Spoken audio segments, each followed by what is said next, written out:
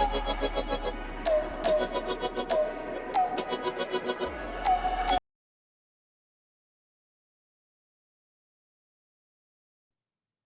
are unmuted then. Good evening, and welcome to this special Halloween one-shot from the Boys from the Baltic Star. In the bottom right-hand corner, we have my friend and occasionally ally, Luke, though not, it turns out, this evening. We are going to be sitting on opposite sides of the table. You said that you were all for me tonight, that you were wishing me the best. I'm definitely wishing you something. Oh, no. And yes, how are you this evening, Luke? All right? I'm all right. It's my fault we're late. I apologise, everyone. It's been one of those evenings. My kids aren't always the easiest on a Saturday night, but they're asleep now, and the witching hour approacheth.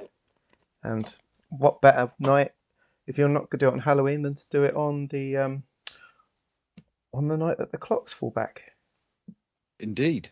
This is our last stream in British summertime. It's nice of you to remind us, because it's worth mentioning to everybody that our clocks go back in about 2.5 hours. So the very next time you see us on stream, we'll be back on GMT, as you know, the universe intended. Literally noon being when sun's overhead and all that, which is nice. So in honor of the longest month of the year, admittedly only an hour longer than the others, but nonetheless the longest month of the year, we are doing a Halloween special one-shot. So thank you for joining us. If you're catching up on VOD, or if you're stopping by for the first time, please feel free to jump in chat if you like. If you do, you'll find it very friendly, and a lot of our regulars are already here and chatting away merrily. If you don't want to chat, that's absolutely fine. Lurk away. We're entirely comfortable with that. And if you're catching this on VOD later, then thank you. We appreciate that as well. Please do enjoy the stream. Tonight we're playing a house rules game. It is just a one-shot. And as Luke is about to remember, if he doesn't recall from last time, it's going to happen quite quickly, because there's literally a countdown timer that pops up during the course of the game to count down to the next moment of action, misery, suspense, horror, or sudden unexplained murder. A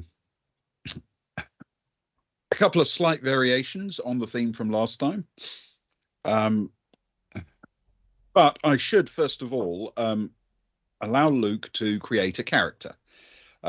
We have a total of 8 for you to choose from, Luke. Luke, okay. You play a camp counselor.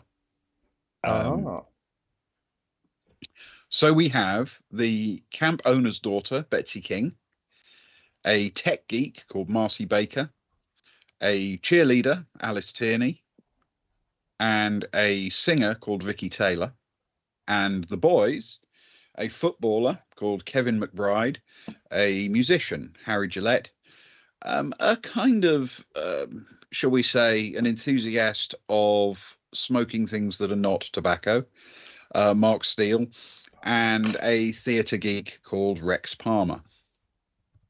Do you have any preferences?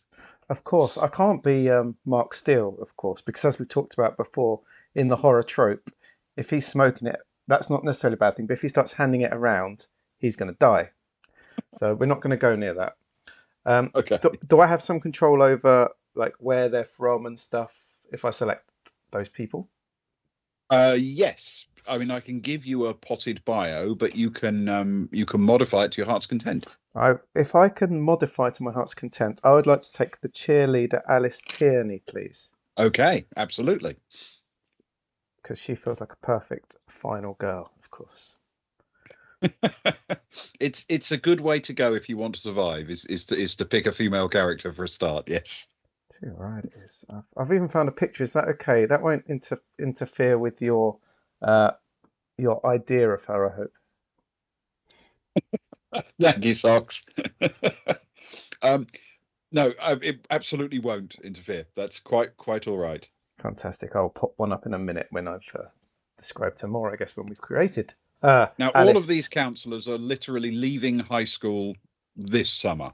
Okay. And they're about to go off to various universities, apart, obviously, from Mark Steele, who has no place to go and Mark doesn't Steele. care that much. I kind of feel bad for Mark Steele now. He's not going to make it out the night. Okay. I'm leaving high school. Good. High school's been a difficult time, but we're getting through it okay. Cheerleading's what kept me going. Yes. Just like Roller.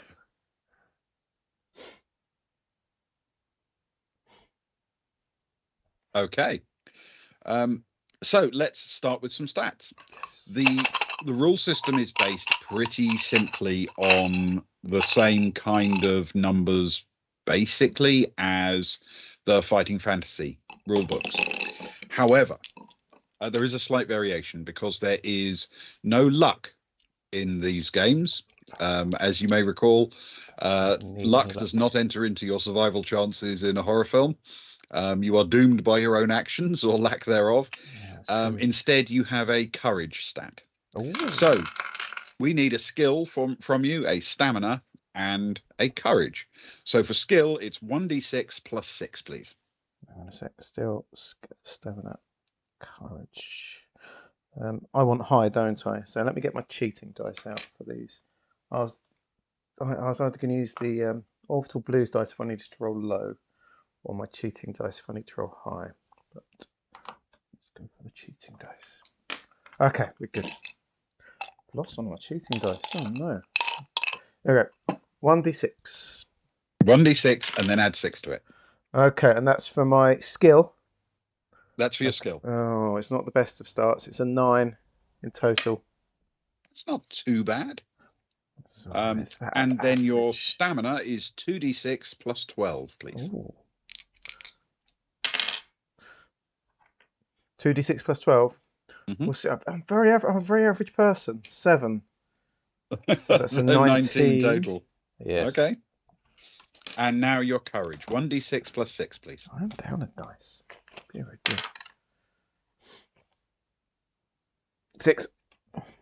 Courageous. A total of how many? So 12. So 12, yes. Excellent. That's not necessarily a good thing, because that will mean that I go looking at things that I shouldn't. You can essentially choose to use a point of courage every now and then. You can generally use it when you find yourself engaged in combat, and it can improve your combat performance by either upping the amount of damage you do, reducing the amount of damage you take, or if you choose to expend a courage point before you've rolled your attack, it can even increase your chances of hitting by adding 1 point to your attack roll. But that's expended whether or not you hit, and whether or not it's needed. So you could find that you've expended a point on an attack that you'd have either easily made anyway, or one that it doesn't matter that you expend the point, it didn't help. With the damage ones, it's just increasing damage or reducing damage, and you can make that decision after you know what's happened. Okay? Excellent. So you're saying because I've got a high courage and that helps with combat, that in fact I am invincible! I'm invincible? That's exactly what I'm saying. Excellent. Yes, completely invincible. Absolutely nothing can go wrong. The other thing worth noting is that from time to time you will be forced to make a courage check to determine whether or not you can do something. You do this by rolling underneath or equal to your current courage level. Okay. Again, when you make that kind of courage check, it costs you a courage point. Got you. So the more I spend it to fight, the more I'm spending my bravery to like battle against things, the more stressed out I'm getting, basically. Exactly. So if you, for example, get really close to something violent happening, you might find that it costs you a courage point arbitrarily, or you might find that if you then want to walk towards the sound of violence or screaming or whatever, then you have to make a courage check. Every time you make a courage check, it costs you a courage point, whether you succeed or fail. Right. Excellent. Thank you. That's all very clear. It's all very clear. And given that you have a courage of 12, I imagine that as cheerleaders go, you're one of the ones that gets thrown in the air. I am. Those banned moves that we were talking about the other night. Yeah, the basket tosses. Yeah, that's me. I'm the tossee, not the tosser. Indeed. Excellent. Right.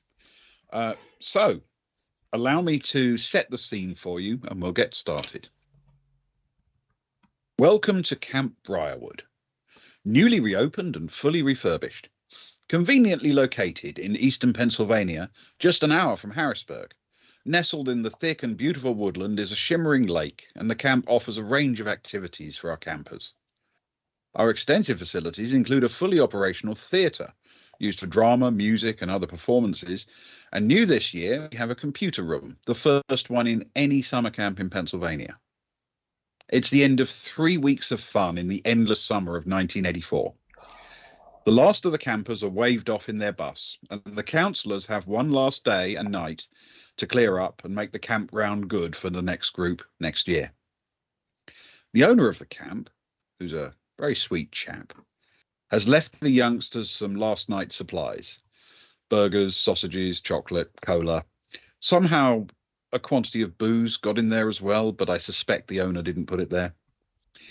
He's also left them a message telling them how grateful he is for their help, not only in running the camp this time, but in getting it ready for its reopening. It's been a few years since the camp was last used. And it's been a good group of kids this year. There's not too much to do, and it isn't long before the counsellors are finishing up their tidying up activities scattered throughout the camp. They're looking forward to assembling this evening for some food cooked over an open fire, maybe a dip in the lake, a little drink or two, and perhaps just a little bit of canoodling with friends they made among the counsellors before they leave the following day. There's a bus coming for them in the morning, but not too early. So, Camp Briarwood. First things first. As you survey the camp, a quick take through of what everything is. There's a road coming in with a large circular driveway in front of the No, this is more like a campfire, Socks. You'll see.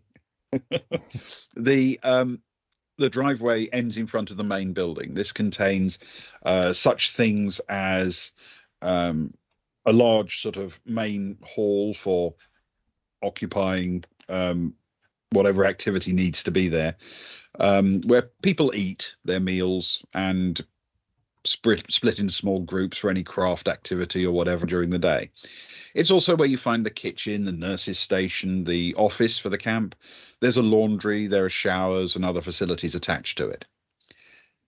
There's a theatre just down to the southeast of there, a hall again, but with a stage this time, and a backstage area used for performances and other artistic endeavours. And sometimes, if it rains, you taken over for daytime activities anyway. There's a campfire circle. Campfires, generally speaking, you don't try and set in random places in the woods, so they've cleared a nice big area, dug a fire pit, and set it up for a campfire. And not very far from there, there's a boathouse for some canoes and some rowing boats, and a little jetty out onto the lake. The huts are, unsurprisingly, divided into two groups. Hut A for the female counsellors, Hut B for the male counsellors, and Huts 1 and 3 for female guests, and 2 and 4 for the male ones. The idea being that there won't be too close proximity between the young boys and the young girls as they spend their time at the camp. The only other thing worth mentioning is that while there's an extensive trail out on the out running from the boathouse, round through some of the more beautiful parts of the woods and back, rejoining the main routes close to the theatre. To the west of the campfire circle and a little beach that's down on the lake, there's an area which is deliberately declared out of bounds. It's someone else's land. It's actually, you know whose land it is. She's a fairly cheerful middle-aged of Barbara Miller, who has a house on the lake down there, and she's familiar occasionally with a child getting lost and ending up on her property.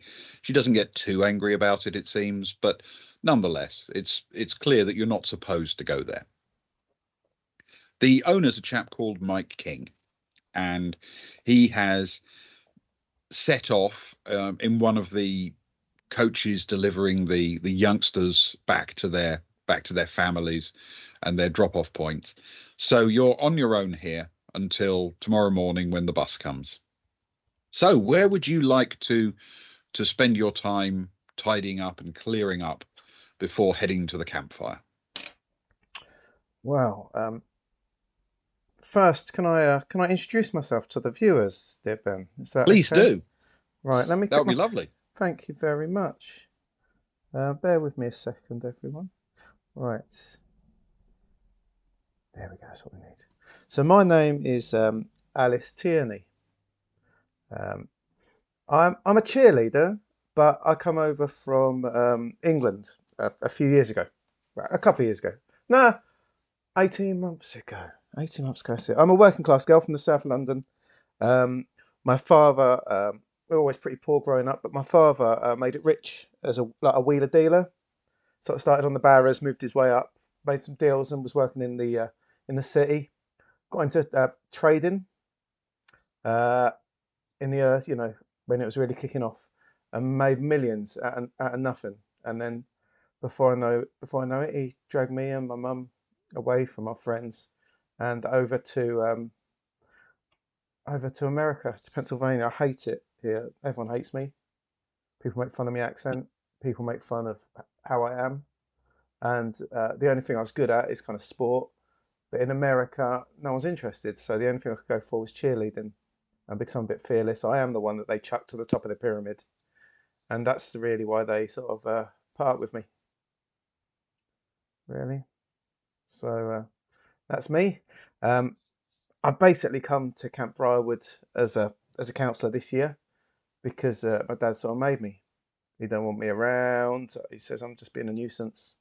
And so, for a few weeks a year, he can get rid of me. And I come out here and I just sort of try and meet new people, keep my head down, and yeah, get away from it all. It's quite nice. It's nice to be out. Excellent. So where are you setting off to college? Where am I setting off? Well, I don't have the grace to go anywhere good. You stay in I don't know my geography of America very well. Let me get the map out. Hang on. Pennsylvania's at the top, isn't it? Top right, sort of stretched Yeah. between New Jersey and Lake Erie. Ah, there it is. I'm gonna stay. New York's off its northern side, and the sort of Mason-Dixon line runs underneath it. Yeah, it's going to be somewhere around there. I'm going to stay local. I didn't get any scholarships or anything. I didn't get anything called. I'm basically going to a local no-name college. Okay, you're not very far from Penn State. There you go. My father will pay for it, but I just didn't try hard enough to get any decent offers from anywhere. So I'm just going to slide through. Penn State it is. Okay. Go Penn State, I guess. Well, it also has a cheerleading program, Penn State. Oh, there you go. And it's particularly famous for its footballers. Ah, well, hopefully then I can settle down a bit in Penn State and do my cheerleading thing and meet some nice footballers, I guess, that aren't total jerks. Yes, and apparently an Eagles fan. I'm I'm happy to be an Eagles fan. I sort of liked because I was a Crystal Palace fan, of course, from being down in South London, and they're the Eagles. Well, yes, good So, point. so when I come over to the US, I quite liked the sort of the scrappy violence of the Philadelphia Eagles. Yeah. So yeah, And weirdly, not only is Crystal Palace known as the Eagles, they're also, as far as I'm aware, the only English football team that actually has cheerleaders. so it's just it just all works out, It's doesn't it? it's like Really, a perfect circle, isn't it? it is. So there we go. And I get grief for being an Eagles fan from some of the other girls that just don't care enough. Well, yes. Yeah, well, you can imagine that not everyone cares as much as you. They should care. It's important. They just don't get it. Not like in England, I was a big sports fan, but do you know what I mean? They just don't get it. Yeah, The girls. absolutely. Yeah. Well, you might have something to talk to Kevin McBride about. He plays football Yeah, at the high school level, and he's off to play football at the University of Indiana. Kevin's all right. I've spoken to him a couple of times. He at least treats me like a human being. We've had a few words in it. I see him chuck a ball around with some of the kids, sort of an afternoon when there's a bit of downtime. He's got a good arm on him, that boy. Quite beefy. Ah, I see. Yes. Yeah, I've heard that. So, um,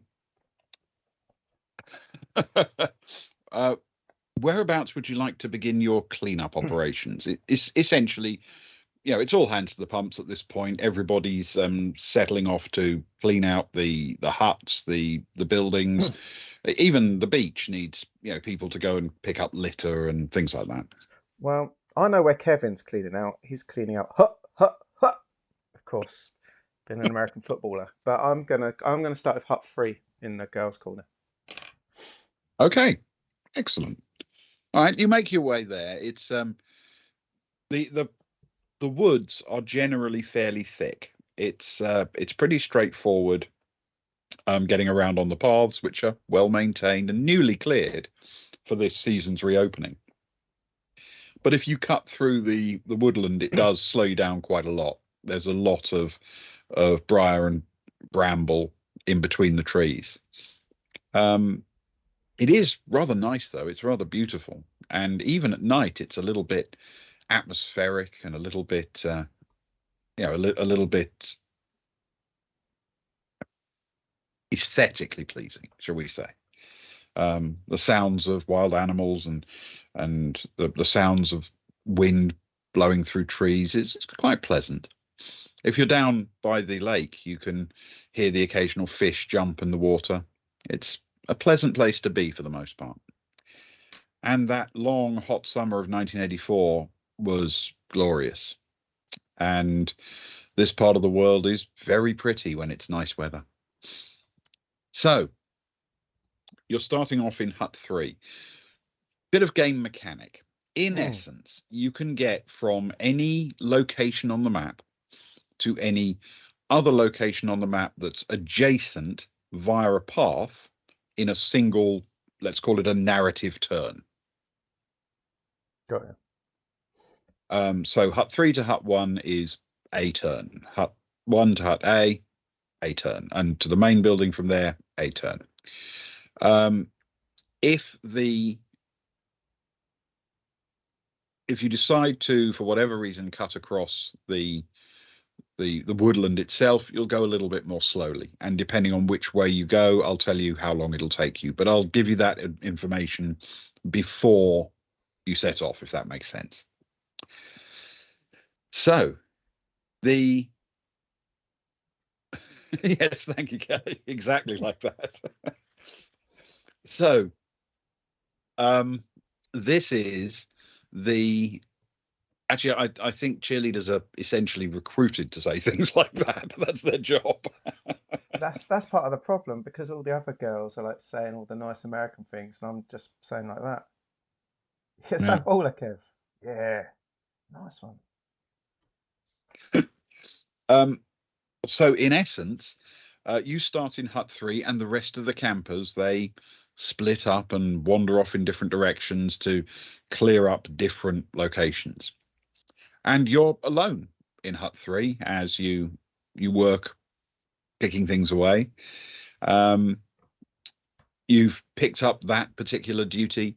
Most of the big buildings you cleared as a group, so it's now sorting out the beach, checking out the boathouse, and handling the huts. And you're not going to worry about A and B because obviously you guys are going to sleep there tonight and you'll clear it up in the morning. So,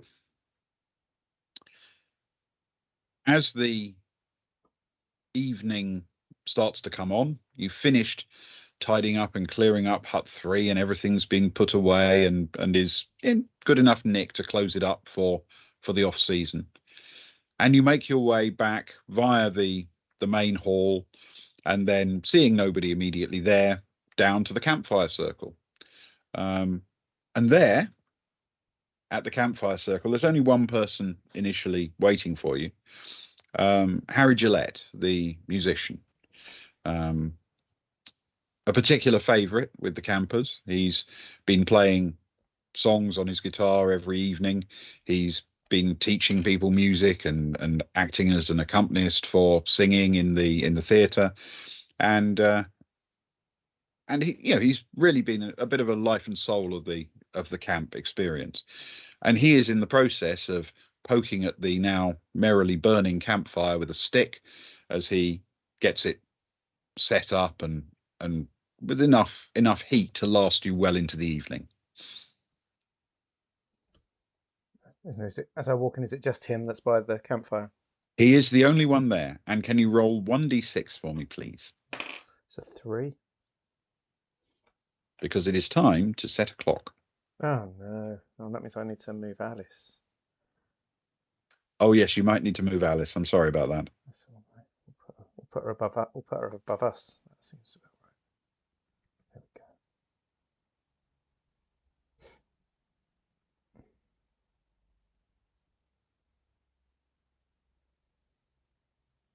Perfect. Actually, she looks quite good peering out of the right-hand side like that. It's perfect. Yeah. Perfect. Does mean I'm under her leg though, which is a bit awkward.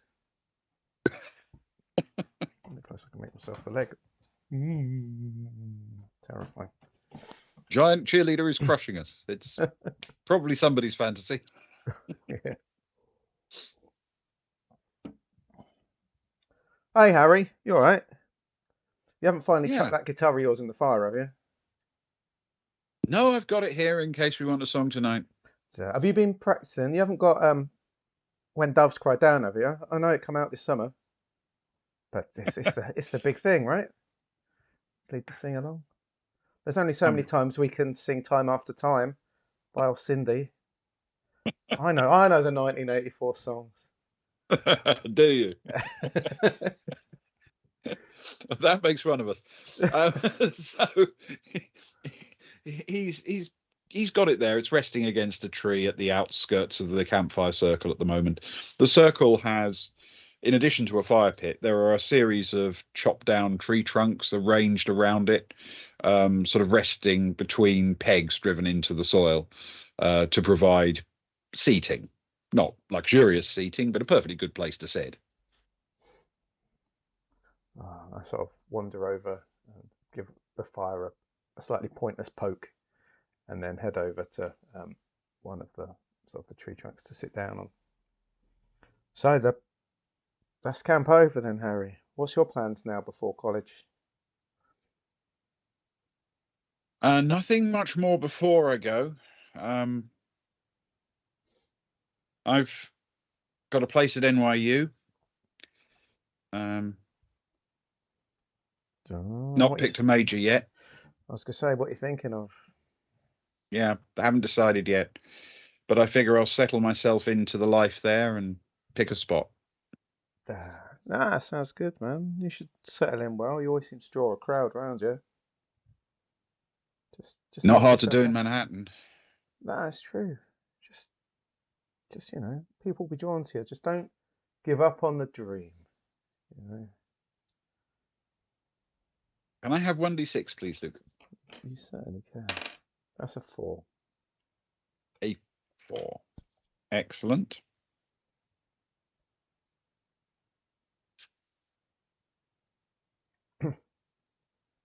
Okay.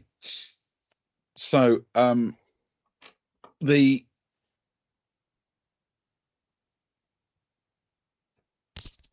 sun is beginning to go down, but it's going to be a while before it becomes actually dark. It's just because you're in a forest clearing, you know, the shadows grow long pretty early in such places. And it's not very long before you're joined by another one of the campers, Marcy Baker. What does Marcy Baker do again? Well, she was running the computer room much of the time. She's got a certain amount of skill in that area. She was teaching kids how to use computers and what they were used for. This is 1984, remember? Not everybody's had their hands on one. Mm. I'll sort of nod at Marcy as she comes over. We've had very little to talk about, really. We haven't got too much in common. The last time I tried to pick up a mouse, I sort of held it to my ear, and then she just she wondered what on earth I was doing. Hi, Monkey Tails. Thank you for joining me. This is good. The more the merrier, because I'm very lonely right now. It's just me on my lonesome, and I'm running out of time. Ah, Marcy, all packed away? Yep. Yep. I just did a last look around the main building. It's looking good. I can't believe it's all done. You know, I can't believe it's all over. That last week just flew by. Yeah. It's been a good time. Yeah. How clear is the sky tonight, Ben? If I look up through the A depths of the few scudding clouds, nothing much. There's a gentle breeze. Oh, it's not so bad. They said it was going to rain this week, and we've been really lucky. Yeah, I think this is just going to be one of those summers that we're always going to remember as being hot and dry. I just hope our luck will last with it, to be honest. It feels like everything's just perfect right now, you know? Weather's good. Yeah, Summer's nearing the end. I It's our mean, last summer as youngsters. yes, yeah. I'm thinking of it as training for going to California. California. That's a way, isn't it? Yeah, as far as I can get away from the parents, you know, that's the way to go as far as I'm concerned. If Caltech was on the moon, that would be even better. You doing stuff with them computers of yours over there? Hopefully, they've taken me on electronic engineering, so we'll see. All the best. I don't know if it'll ever take on, to be honest, computers and that. I always feel like I don't know. I don't know about you. I always feel like people are gonna want face-to-face communication more, you know, and doing things in person. But you never know. If you're right with it, you could do really well, I guess. Well, can't rule it out. I mean, as far as I'm concerned, the really big deal, of course, is I need to have the opportunity to see where the technology takes me. That's true. It did take, of course, it did take us, well, not us, but took some to the moon just 15 years ago. I was only little then, of course, babe in It's arms, all of us. it's happened fast, hasn't it? It really has. It really has. Did you know that Orville Wright and Neil Armstrong could have actually shaken hands? Really? Hmm. Oh. Amazing, isn't it? Who's Orville Wright? It's some old guy from Ohio. Um, he made the first heavier than air sort of powered flight for some reason in the Carolinas. Oh man, well, good on him, I say. Without him, I'd have had to take a boat over here with my parents. Yeah, that would have taken a while. There were always Yeah, icebergs. that's true. It was all right though. It was all right. Flying over here. It was a long way, but um, we came over on the Concorde because it's 1984 and Concorde's in its pomp. Fancy. I don't know. Well, that's all down to my dad, not me. It was an experience. But again, yeah, without this Mr. Wright guy, it would have been Titanic Mark II. Okay, it's at about this point in the conversation when the next of the councillors joins. This one is one that you've spent a fair amount of time with, one way and another. The owner's daughter, Betsy King. Mm. Oh. Hey, Betsy, everything looking good for your old man? I think so. Thanks for everything. It's been really successful. So pleased to see the place open again. Yeah. Funny, it looks like all them sort of new bits that you told us about seem to have really worked out well. Even these Hope so. computers. And with luck, they'll still be in good nick for next summer season. What happens to this place once we're gone? Does it just all shut down and that's it? Does your Pretty family much. pop over and have a look at from time to time? We tend to visit sort of every few weeks and do a bit of weeding and check for any obvious maintenance stuff. Make sure that the buildings are blocked up tight and nothing's gone badly wrong. But over Christmas, we tend to come back here as a family and take the Christmas holiday here. Oh, nice. Must be quite cold, though, isn't it? Books are pretty, I'd imagine. It is a bit chilly, but the lake is quite pleasant even in the winter, and you wrap up warm, sit around a campfire. It's not too bad. And picturesque, I bet, down by the lake, looking out over the jetty at the boathouse and stuff. Yeah, I mean the beach is a bit bleak in winter, but the forest's not too bad. Why did it close before, Betsy? I can't believe you don't know that story. I've only been in the I country thought 18 months. I thought Mark had been telling everybody all all the time we were here. You know what I'm There like. was I love your dad, but you know what I'm like when Mark. Sorry, I know you know what I'm like when Mark starts talking. I can't. My mind drifts off. I think when Mark starts talking, his mind drifts off as well. The yeah, there was a sort of a horrible situation. A young lad in the care of counsellors like us, unfortunately drowned in the lake. And even though it wasn't something that was anybody's fault, nonetheless, it cast a bit of a pall. And the next year, fewer people came. And it only took 2 years after that for the place to become effectively not financially viable. What year was it that he drowned, Betsy? Do you remember? Well, you would do, I guess. Yeah, I think it was 75. The camp was last open in 77. Man, all this time, huh? It's a shame. It's a shame. Does anyone ever come here to like remember him or anything? Do you know? Do you ever like see flowers or anything left to him from his parents? Uh, Not that I've ever seen. Um,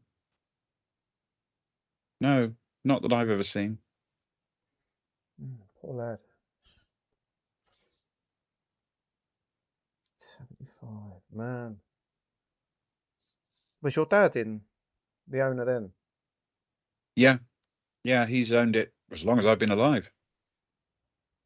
Actually, we were only little at the time, but did it affect? I'm guessing it would have affected him at the time, and with this all going closed and stuff. It was a tough time, and we had to tighten our belts a bit, but partly thanks to you guys, it's all turned up much better now. And just as she's saying that, there's this horrible scream that rings across the campfire circle. You can. It really is an unpleasant sound. It starts out sort of quite high pitched, and then it degenerates into a kind of slightly wet sounding gurgle. What is that?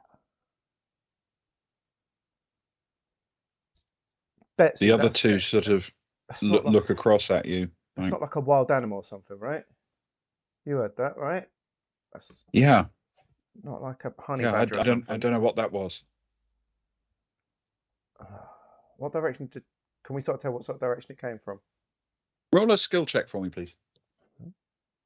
So what do I need to do for that? What you need to do is roll 2d6 and equal or below your skill, please. Oh, I need to use my other dice for that one. Hang on, I'm going to use different dice. There we go. the ones that are weighted to roll my lower rolling dice. My orbital blues dice tend to roll a bit lower. Oh, they've succeeded. 5. Okay. All right. Then you have indeed identified the fact that it seems that the scream comes from the south towards the beach.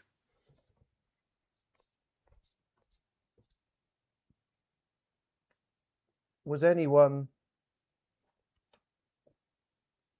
know if anyone was down there? Harry, Marcy, Betsy? Harry shakes his head. I thought we'd tidied up the beach and cleared up the litter much earlier. It was something we wanted to do while there was plenty of light, right? No, it makes the most sense down there. I don't know, man. Anyone? Should we check it out just in case someone's in trouble down there? One of the other councillors? Yeah. Yeah. Okay. Have we all got torches, Ben? You've all got flashlights. It's an American RPG. Flashlights. No, I was going to go and march on a big mansion somewhere to tell them absolutely not to stop. Set fire to the vampire. Yeah, exactly. Yes. I go for a totally different vibe of horror tonight. Yeah. Have I got pitchfork on the other end? Yeah, Socks, you're definitely going to need a bigger flashlight. So, yes, the gang of you can head off together if you like. Yeah, I'm quite courageous, I guess. So okay. Well, if you guys are happy, I'm happy to come too. Strength in numbers. Camp Briarwood, awooga. Whatever. Okay. You start picking your way down the path. It's still fairly light, and you're with friends, so you don't know what to expect, but you're hopeful that it's not too terrible when you get there. You make your way down to the beach, and as you emerge from the forest at the edge of it and look down onto this relatively small and quite sheltered little beach,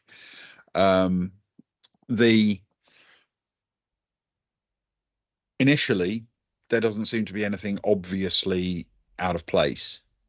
Nothing immediately catches your attention. But as you walk forward onto the sand itself and look over what is effectively a little bit of a ridge, you can see what might be taken for just a bit of clothing lying on the beach. But as you get a bit closer, you realize there is, in fact, a body there.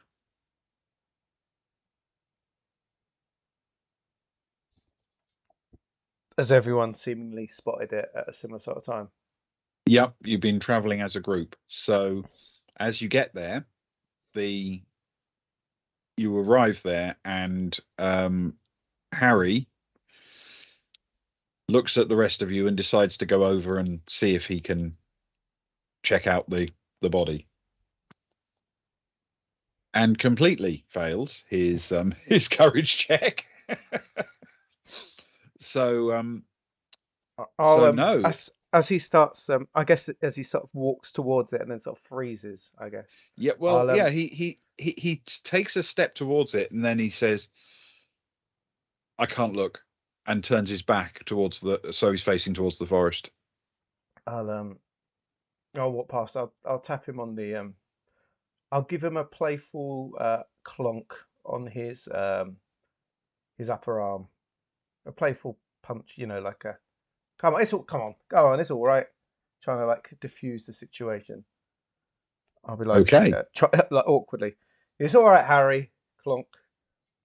Can you roll a skill check for me, please? I will. Oh, low dice.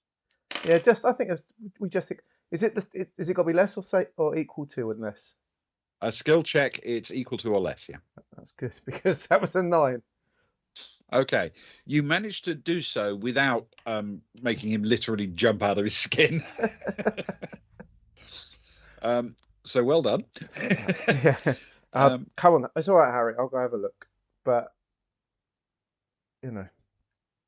don't go wandering off now. Yeah.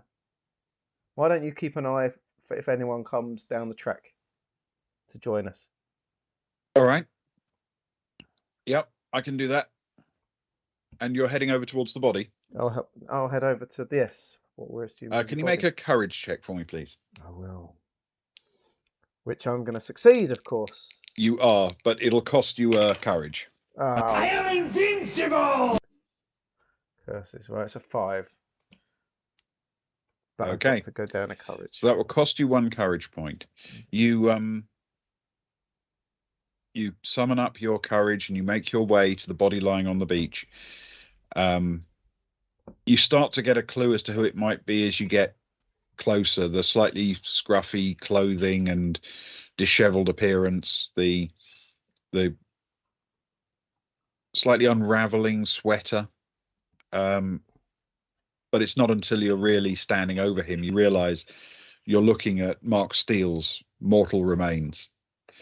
He is lying face down, but his head turned slightly to one side.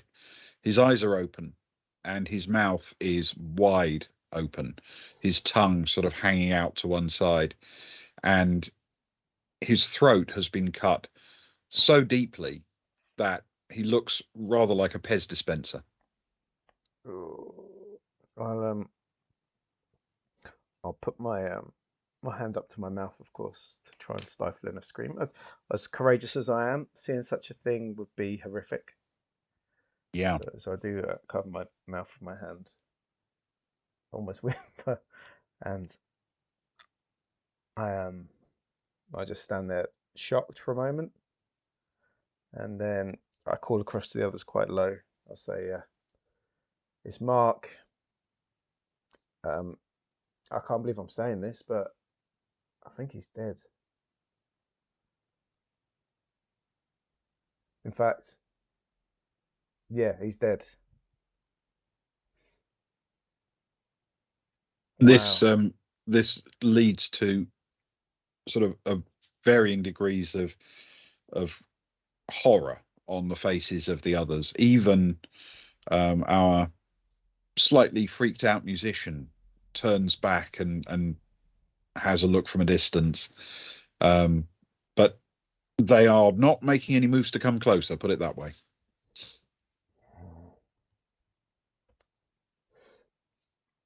I don't know what we could do, guys. The grown-ups are back tomorrow. It just feels weird leaving him here.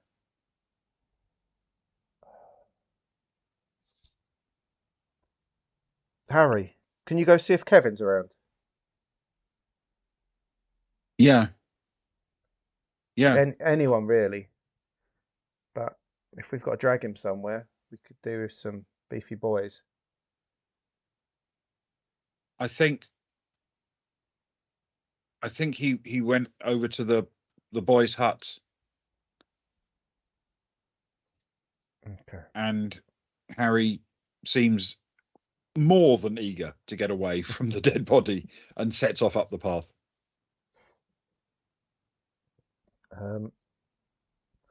I'll walk back over to the body and try and take a closer look at it's the hands, any other sign of struggle apart from the pest dispenser throat and all that, and sort Okay. of the shock in the eyes and stuff. Roll a skill check for me. I will. That's an 8, a 5, and a 3, which is enough. Okay.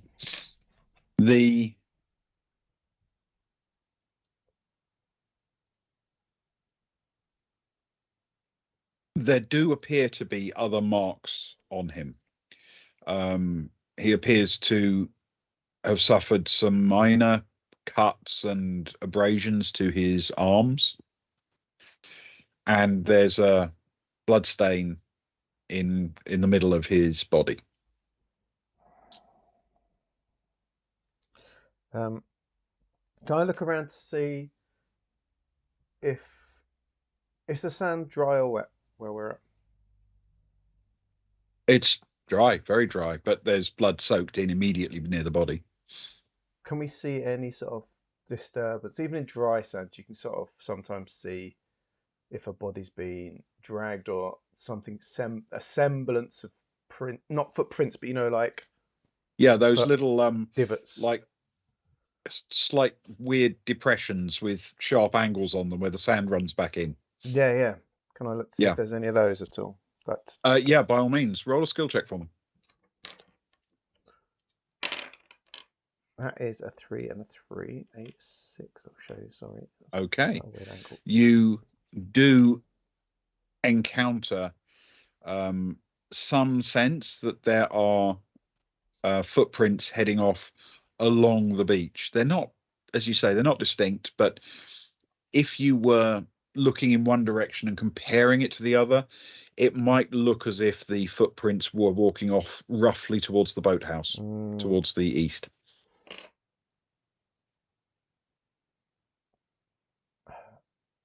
Girls, I don't want to worry you, but there are footprints here heading off to the boathouse, and dear old Mark has not offed himself here. Someone has killed him. Or something. You mean like a bear? Like, we don't have many bears in South London, so I wouldn't be able to tell you. Like, from the programs I've watched on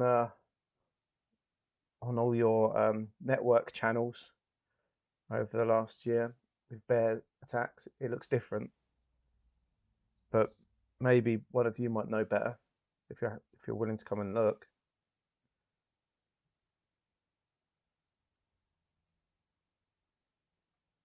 Okay. After a moment, Betsy plucks up courage and comes over to take a look, and she focuses down, takes a look at the scene, and she says, "No, this wasn't a bear. It can't be. It's that cut on the neck. It's like an axe or something." Oh, Betsy, there ain't like any ghost stories that you and your family tell each other when you gather here? The ones that aren't, not the ones that we tell the kids, any sort of like private ones about the area? Well, yeah, but don't every patch of woods have one of those? Yeah, but some of them are urban legends, aren't they? Some of them start from a truth, and some of them are just made up. There's none that involve a psycho with an axe, is there? That preys on stoners. Not that I can think of. There's been talk of a sort of apparition seen in the woods, just a shadow, really. But I don't remember ever hearing of, axes or murder, just scary shapes. Can you roll a d6 for me, please, Luke? Shapes are scary. That's a 4, please. No, not a please. That's a 4. There A you go. 4. Make use of it.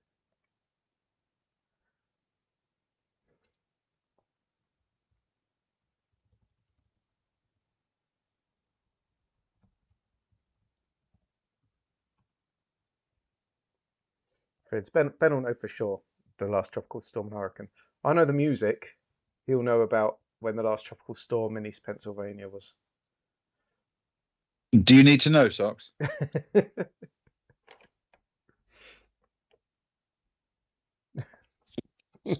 There was actually a really big storm, which covered pretty much all of New Jersey and eastern Pennsylvania towards the end of 1983.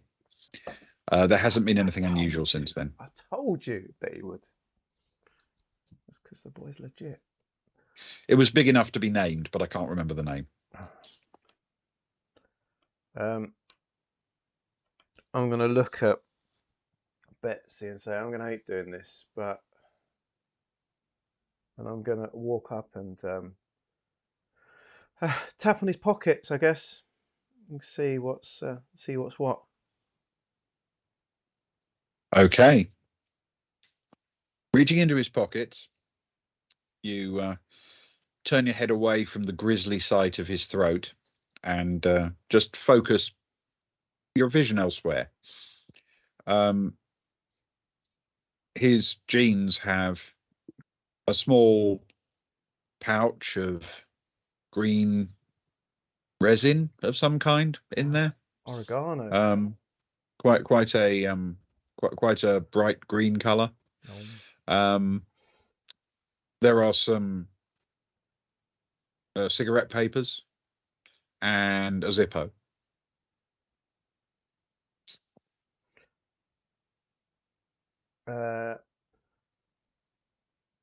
I'm going to put the papers and the Zippo back in.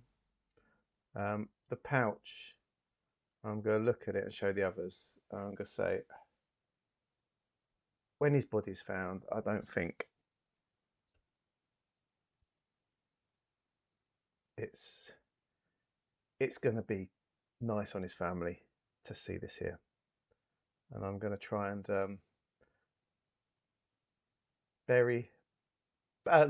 rather pathetically try and bury it down into the sand somewhere. Like, my mind's not working quite right. I'm worried about it. Makes no sense to do it. Do you know what I mean? But I'm just worried about him.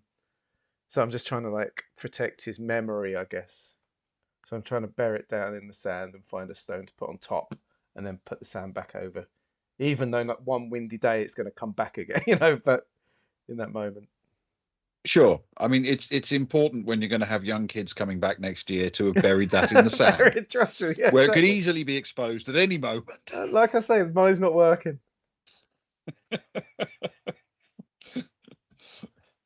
Okay. We can't just sprinkle it around. The bear will have it. Apparently. I'm not giving it to anyone because then by the rules I have to die. So I refuse to do that. Because those are the rules. Those are the rules. Quite right too. If those are the rules, then that's what happens. There was one Fitz, big one in the end of 1983. He knew that.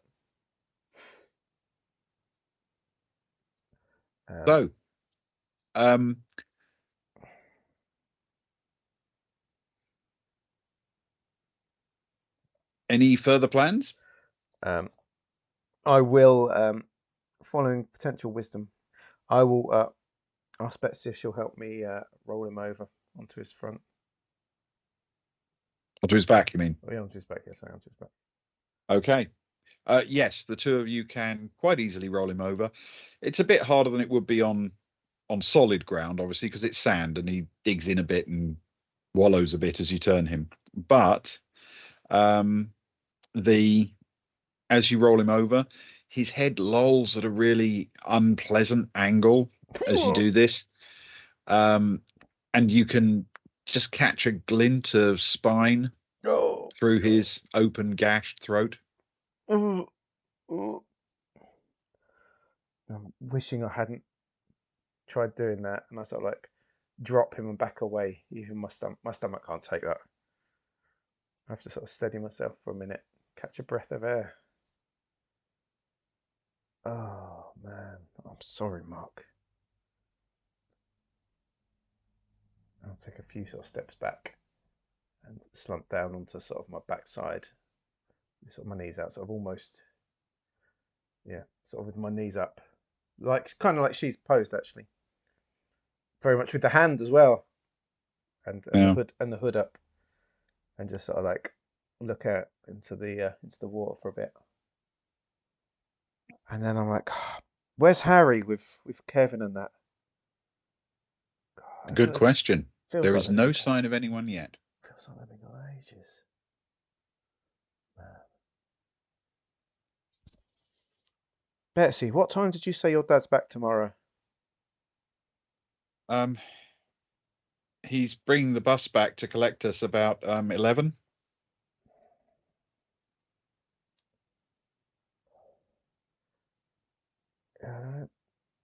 In a way, it feels bad leaving his body here, but I don't know what to do with it. You know, I don't know what to do with it. Either of you got any suggestions? Because if we're not going to do anything, I don't want to stay down here much longer. It's at that moment when another person appears down the same path. The unmistakable face of Rex Palmer appears as he emerges from the forest and climbs up that first little bit of the beach to look down to where you and Betsy are standing. He's basically standing right next to Marcy. What is Rex again? So I didn't write He it. is a theatre interested chap. He's off to Columbia when the summer's over. The university, not the country. Yeah, you know, I'm sure there's a burgeoning theatre scene in Colombia in the 80s. Oh, Rex! Oh, thank goodness. Did Harry come and get you? Yeah, he's off getting other people, but he said he found me at the campfire and said something really bad had happened. Something really bad has happened, man. Look, Mark's it's dead, really? yeah, he's not as good at acting as you. Yeah, I'm pretty certain he is.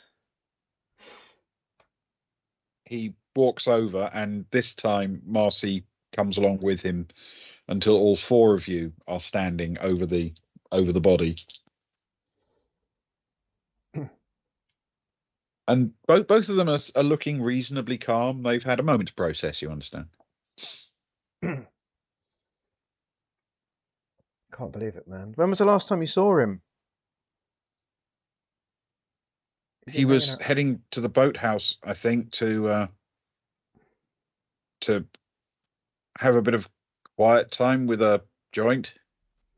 Do you know if he was going on his own or if he was going to meet anyone? Well, I think he was going on his own. He usually did.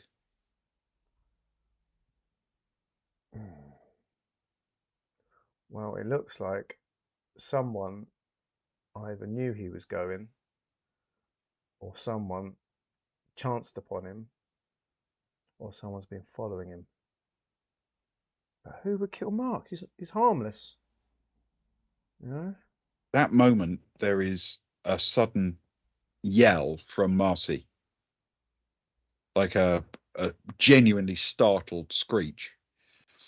And as everybody looks towards her, she's holding out her hand. It's shaking, and she's pointing roughly in the direction of the boathouse towards the place where the beach ends and the forest begins, in a particularly thick and twisted part of the forest. And as she points out there, she just says,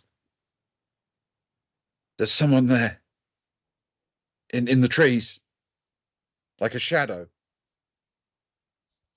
I'll give Betsy a sort of a knowing look at that point about the shadow thing, and sort of the blood runs cold a bit. If that is where the footprints went, but that also means whoever that is, we can't go there. There's not a chance. Because if that's a person, that is someone that's just killed someone. They got something like an axe. Marcy, was all you saw a shadow? Yeah. Yeah, yeah. I mean, it. I can't see it now. It looked at me. As in, like the shadow, the rotated to you. Yeah, from behind that tree, that one. And she's pointing, and then she says, "Oh, that one, one of those." Oh no, this is not good, guys. What time is it? I'll look at my watch. My You've Casio. got it's essentially now about 8 o'clock in the evening. Still quite light. We've got 15 hours before this bus comes back. That's what you've got. We need to get together, all of us. We all need to get. We need a meeting or something because there is no point wandering off on our own. If there's me, Betsy, Marcy, and Rex, there's four of us here, and we all agreed we stick together. No wandering off, yeah. No wandering off. Let's head up to the campfire. Make anyone that we meet there we keep with us, and then we'll head up to the theatre, and then up to the main building up top, and then we'll try and work out what on earth we're going to do. Okay.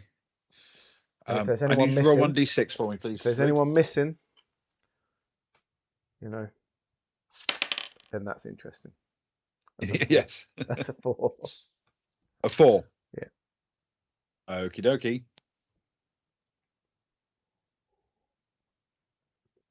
Kelly, you know the channel too well now.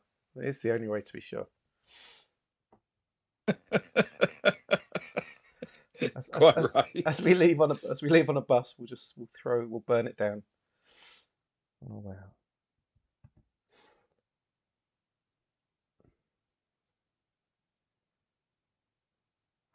But come on, we've got to keep it together. We can't panic.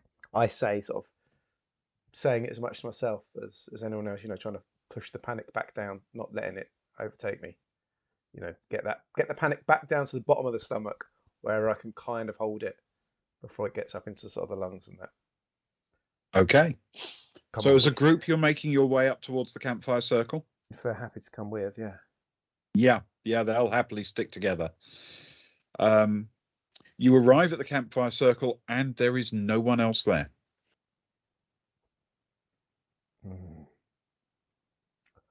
Okay. Are we all happy to head over to the theatre? It's kind of a bit towards the boathouse, but if we're as a group, it's not too close, and we're still pretty close to the main building. Just in case there's anyone there, anyone cleaning up. Because if they're there on their own and there is someone in the boathouse, we can't leave them there alone. Okay.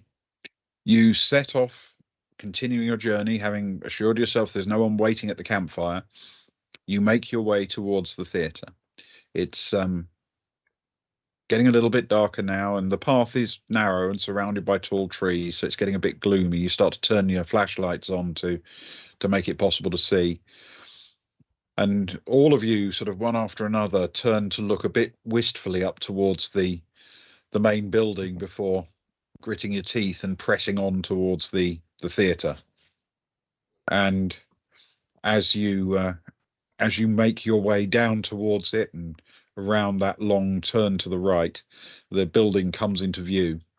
You're walking down essentially the side of the building with the stage door on your left, but the front of the building where the main entrance is towards the south.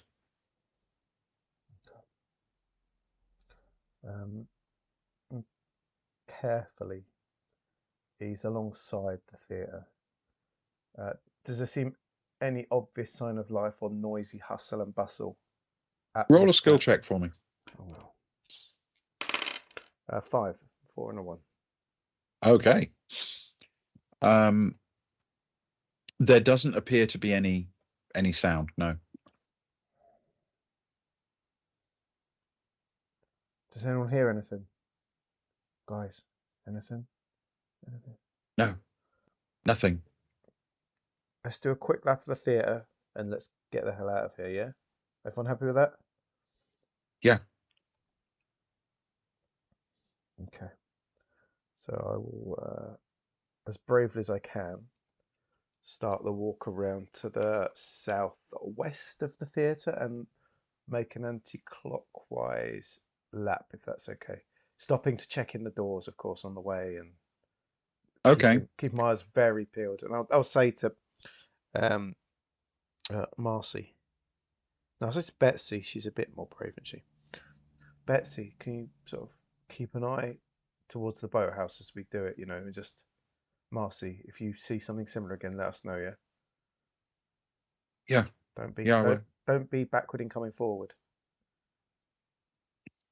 You make your way around to the southern side of the theatre along the quite beautiful sort of path that leads there. There's a sort of widening in the path there, a bit of an apron in front of the theatre itself. And if the Get to the chopper! in theory, all of the buildings should be locked up tight, but as you reach the main front door to the theatre, the door is wide open. I'll lower my voice to a whisper. Did any of you help in cleaning out the theatre this afternoon?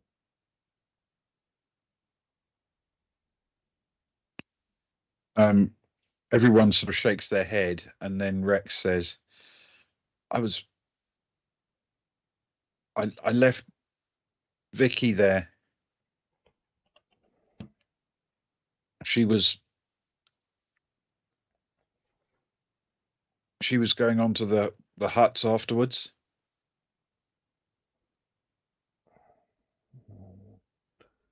I really hope that's what she did, but she wouldn't have left the door open, would she?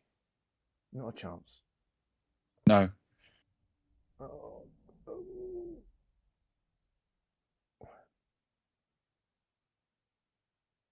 Rex, you know the twists and turns of the boards and everything better than me.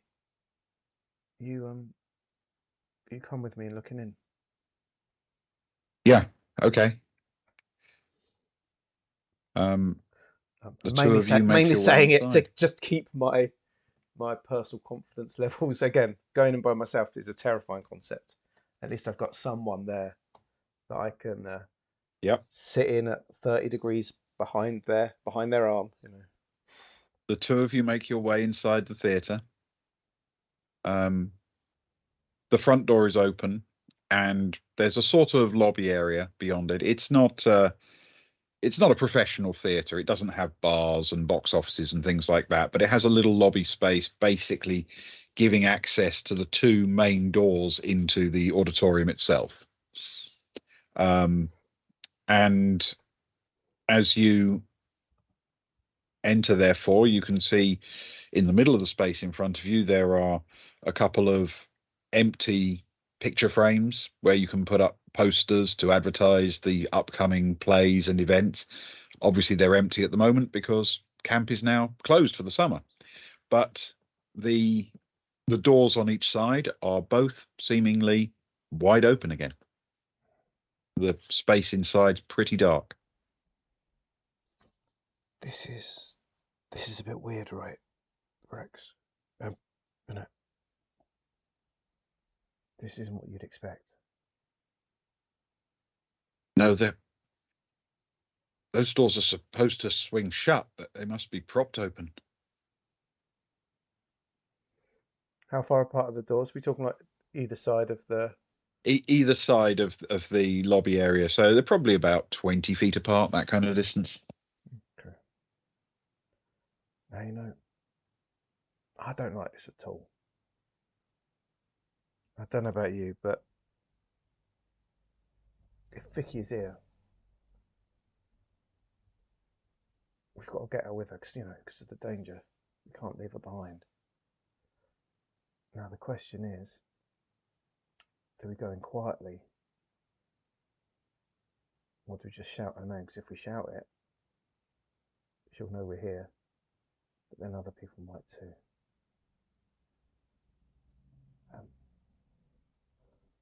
I tell you what. And I flick my flashlight on. Okay. Nothing seems to happen. Rex, what am I gonna? My mind's all messed up. What am I gonna see through that left door if I go through? Seats, and then at the end, the stage. Okay. Lead on, lead on. I'm right with you. He walks very, very slowly towards the left-hand door, and then kind of backs up against it and takes a few deep breaths. And then he suddenly turns around the corner and shines his torch inside, his flashlight inside. And as he does so, he makes almost like a swallowing sound, and he freezes, and you can just see him standing there and shaking.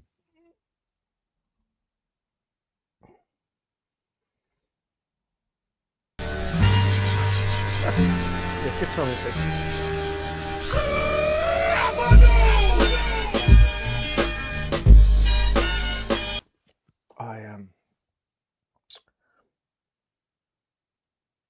I put my hand on his shoulder and try and look at his face from like the 1/3 angle. I'm not quite alongside him. Mm-hmm. What are his eyes doing? They're wide open and staring straight down into the auditorium.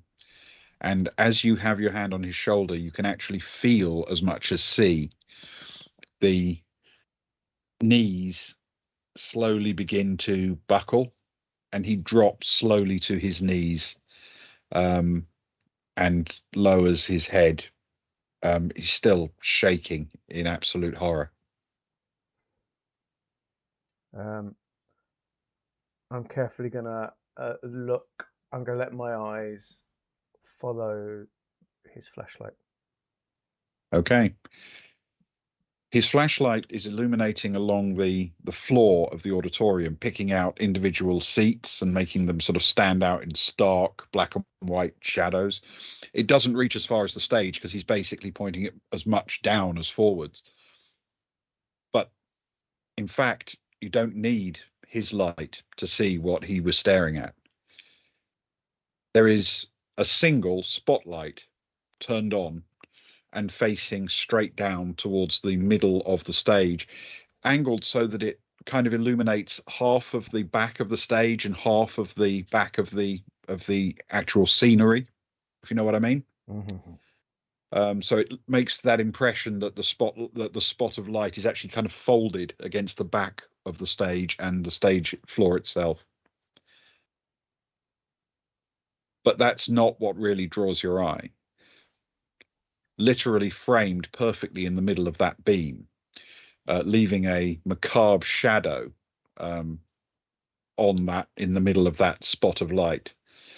You see a figure strung up, seemingly by its neck and hanging from the lighting grid, slowly, very, very slowly and creakily swinging one way and then another. And as you watch, still sort of brightly illuminated, you see a drip, drip, drip of bright red drops fall down from a foot of this figure and drop into a growing puddle in the middle of the stage. I can't stop I guess a quiet whimper escape my lips as I sort of as I can feel my hand tighten, and no doubt my knuckles whiten on Rex's shoulder.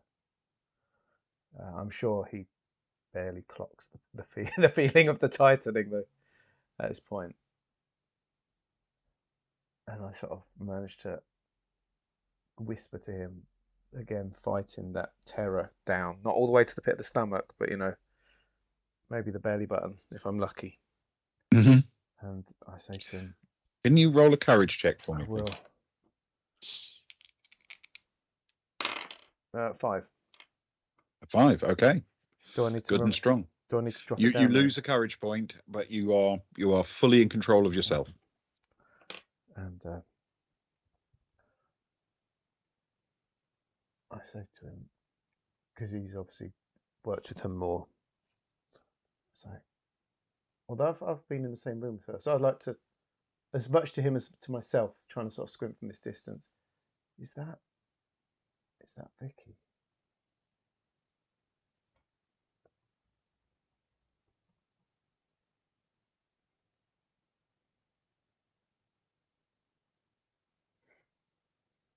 And then I'd stand up, and instead of rushing towards her, I rush towards the back of the theatre and out to the open door to see if I can see Betsy and Marcy. So you're running back through the lobby, basically. Yes, quickly. And outside. Okay. Yes. You run out through the front door as fast as you can, leaving the distraught Rex kneeling on the floor where he is, and peer outside. And looking there, no one seems to be there. I'll sort of whisper, that sort of that low, half whisper, half call type thing. Yeah. Betsy, Marcy, are you there?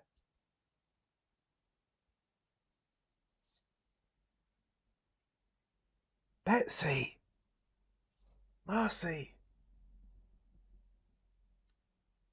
The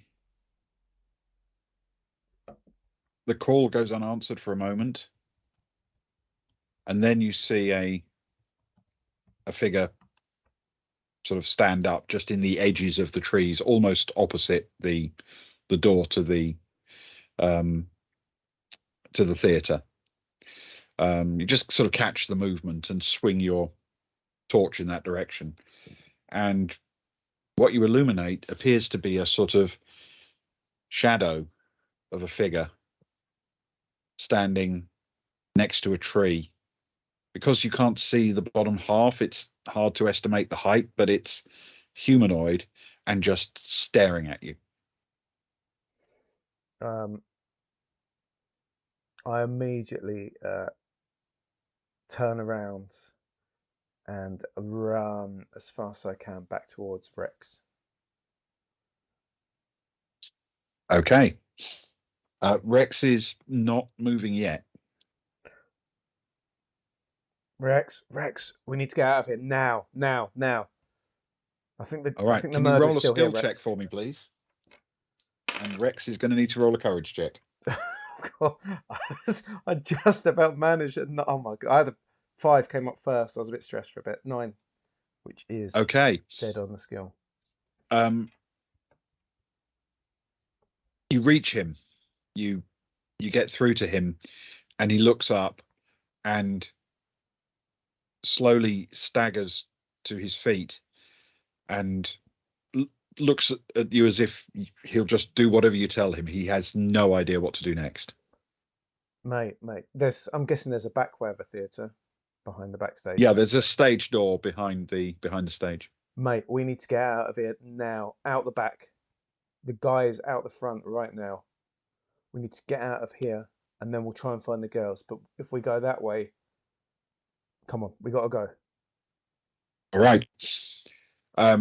It's not quick. He's numb. He's not moving with speed, but you do manage to hurry him and jag him drag him along and get him moving to the point where he is, functioning and just enough to make it. And at the front, you both clamber up onto the stage in order to make your way through the back. Up close, you can see, and it's not something you're going to be able to ignore, that it is indeed Vicky Taylor, a promising singer, who is hanging by her neck from the lighting grid. She appears to have been hanged with a coil of barbed wire, and blood is still oozing from the throat wound, running down her body and dripping fairly extensively onto the stage. Can you roll a skill check for me, please? Yeah, 3. Okay. You're dragging poor Rex towards the back of the stage and the exit way, but he, still numb and uncoordinated, slips and falls on the pool of blood, and hits the ground very hard, rolling over, and tries to pick himself up, but he's holding what appears to be an injured arm. Rex, come on. I know this is difficult. We gotta go. Come on. And I'll sort of pull at his, try and pull at his other arm, trying to drag him, almost like slide him across the poor boy as much as pull him to his feet with my limited strength. You make your way out through the side door of the theatre, and two things immediately happen as you do. You burst out into the evening air. The first is that you immediately catch sight of Betsy, who is making her way at speed up the path, heading back north towards the sort of main building, the route you came down towards the theatre in the first place. She sees you come running out of the door and lets out a little yelp of surprise, and then sees it's the two of you and says, "Come on, come on!" And the three of you can now start making your way up the path and away from the theatre. I need you to roll a d6 for me, please. 4. 4. Okie dokie. As we sort of run along with her and sort of making our way up, I'll sort of be calling to her, "Betsy, where's Marcy? Where's Marcy?" I don't know. There was a noise in the woods, like an axe hitting a tree, and she panicked and ran. And I tried to go after her, but I tripped and I fell, and then I hid. I think I saw him. We saw him too. He saw me. Vicky's dead. He hung her. Betsy. He hung her. And sort of shows Rex covered in blood as we sort of running along. Rex, you okay? And Rex doesn't respond. There's a slight mumbling noise, but he is pale as a sheet. It's not his blood. It's hers. We need to get to this building. Okay, which way are you heading? Following that route next to the T of the theatre, around and up to the main building, please. We've come out the back. Up to the main building. So I'm guessing we came out by the A, right, of the theatre-ish. Yeah, sort of back left corner. Back left. Oh, yes, even better. So yeah, we'll just follow it round to the main building. Yeah. Okay. So as you make your way up there, casting an occasional glance over your shoulders, you don't see anything behind you at all. And you make your way up to the main building. Arriving at the main building, the scene you see is completely placid and normal. It's quiet, calm, darkening, but perfectly pleasant. There doesn't seem to be anything going on at all.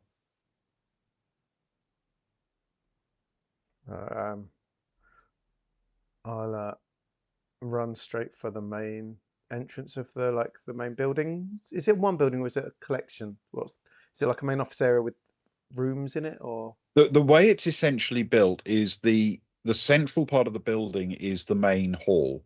On one side, there's a shower block and laundry and other ablution facilities. On the other side, an office and a kitchen. So the middle part of the building is basically one big open space. got it. I'm going to try and burst through the door into that main central area, if that's okay. Okay. You push your way in, and inside the space is empty. There's a lot of seating there. It's used for eating meals collectively when the camp is running, but all those seats have been folded up and stacked away against the walls. The same with the tables. They're just on their edges, folded up and piled against the walls. So you've just got a big open space. Can I get a refresher? There's a door the other side opposite you. Can I get a refresher of characters, please, so I know? Yes, absolutely. So well, we know that Vicky Betsy and King Mark is are with dead. you. Bets is with me. Yep. Yep. Rex is with me. Marcy missing. Marcy missing. Alice is you. I am Alice. Hello. Vicky, dead, hanging by her throat in a theatre. Sad times. Kevin, you have no idea. Oh, we need to find Kevin. Harry, no idea. No. Mark, dead on the beach, and Rex with you and injured. Oh, so there's literally 8 of us. I've got. Oh no, That's that's all. sad. So I know everyone. Oh. So I'll burst into the door and I'll shout out, Harry, Kevin, Marcy, you in here? It's Alice. It takes a second, and then you hear a yell come from the kitchen. Yep, in here. I'll head straight over to the kitchen, please. Okay. In the kitchen, you find your friendly musician, Harry. He appears to have just found himself a place to sit on a stool next to one of the high counters that are there for working in the kitchen. And he's sitting there alone, holding a torch, but without it turned on. Well, you're no good, Harry. Where's Kevin? I didn't see him. I wanted to go all the way up to the boys' huts, but I took one look along that path and I thought it was safer in here. Oh, mate. I tell you, Vicky's dead. Knowing that they've probably performed at points together, I would imagine, musical pieces during the weeks. They have. Yeah. Vicky's dead, man. Oh, no. How? The axe? Hung on stage, barbed wire, bleeding out. Oh, God. That's not Rex's blood, that's her blood. And we saw him. We saw the shadow. The shadow. Yeah. Marcy's missing. Betsy lost her. So we don't know. Marcy, don't know. I'm hoping she made it back. You haven't seen her, have you? I haven't seen anyone. He's seen Mark, to be fair, Fitz. So it's not like I don't care about Mark. I like Mark. I was a fan of Mark. Never smoke the weed, of course. Very important rules. But oh man. We need to get to the huts. We need to see if we can find Kevin. Okay. All right. We Are stick you right to do together, it with right? all? We stick You're right, yeah. together. You're right if we all go together, yeah? Yeah. Okay. Okay. Well, it's 4 of us again. Back to 4 people. You set off out of the front of the building, back out onto the path, and cast a glance left and right, and you start walking west towards the boys' huts. Hut B, where the councillors stay, and then 2 and 4 where the campers were staying. You make it about halfway to the councillor's hut when sort of turn a little bend in the path. It's not much of a bend, but just a little bend in the path. And as you come round it, you get to see the front of the hut. And as you see it, you see a figure detach itself from the front of the hut and stride straight across the path and into the woods to the south.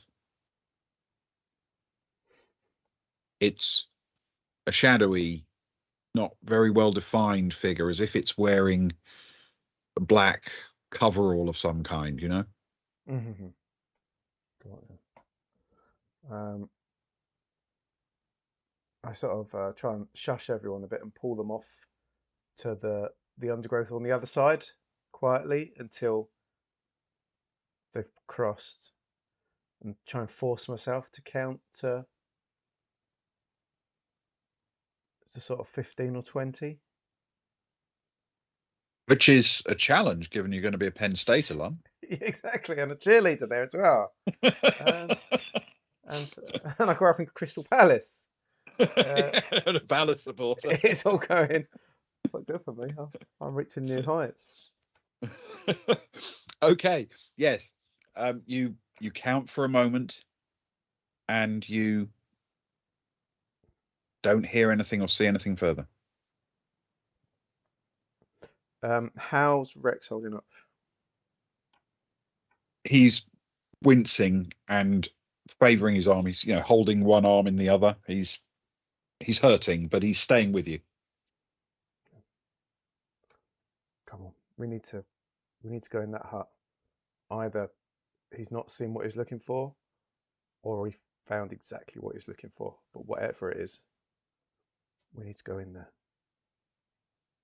Okay. But this time, all of us. Last time, we left anyone outside, they vanished. Right. So you make your way down the path and up to the front of Hut B. It's I wouldn't say it's raised on stilts exactly, but it stands a little bit proud of the ground on a couple of on little wooden legs, I suppose. And so there are 3 steps, something like that, wooden steps leading up to the front door. And the group of you head up the steps carefully and quietly. None of you particularly eager to see what might be lurking inside Hut B. The door is closed, but not entirely. There's just the faintest sort of hint of a crack. It isn't properly shut and sealed.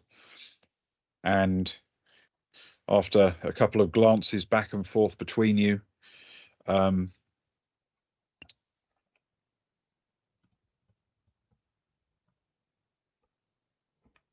Harry reaches out as if he's going to grab the door handle, and then suddenly snatches it away, and he shakes his head. I don't want to know. Mate, we need to know. Because we need to know exactly who we got. We got have each other's backs. We got, like, how many? What time is it now? Because I know we've had a few turns moving from place to place. It's getting on for 9. We've got like 14 hours.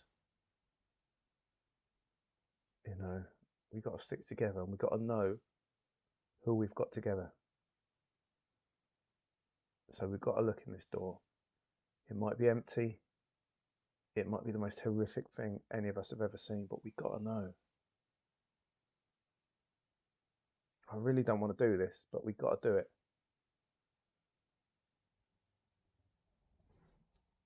And I sort of look to see if he's going to do it, if he's going to push it open or not. Doesn't look like he's going to grab it, no. So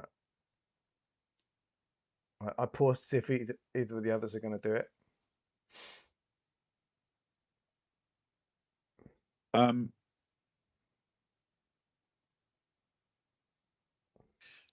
Betsy will have a go. She summons up her courage. Got to know, Betsy. She reaches up, grabs hold of the door, and pulls it open suddenly with one sort of enormous swing. Inside, the place is very dark. You can't see much of anything in there. And because of that, she immediately lets out a bit of a sigh of relief. It's like she didn't know what was going to be confronting her. But it's a fraction of a second later that Marcy, with shaking hands, raises her torch to illuminate the inside.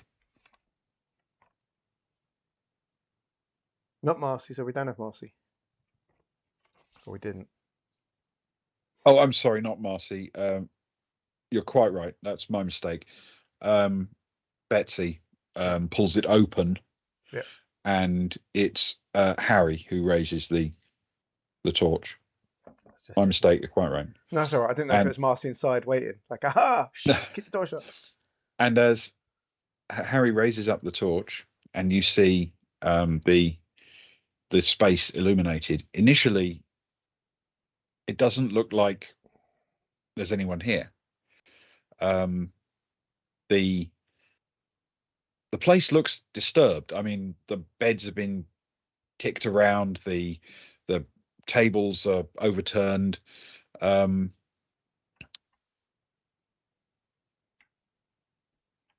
Rex says, "What happened here?"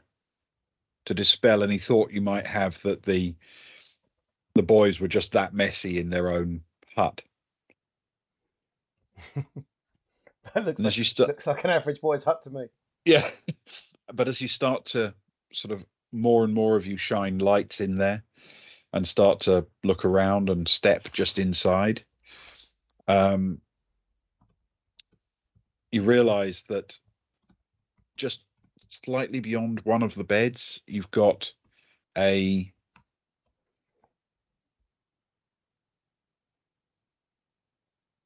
little sight of what looks like somebody's leg.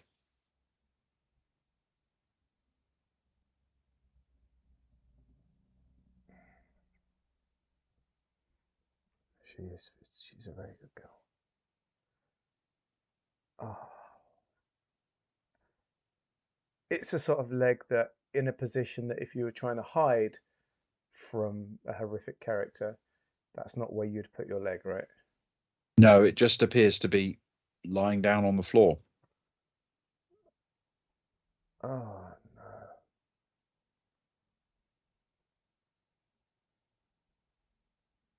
Harry, can you move your torch? Follow the leg.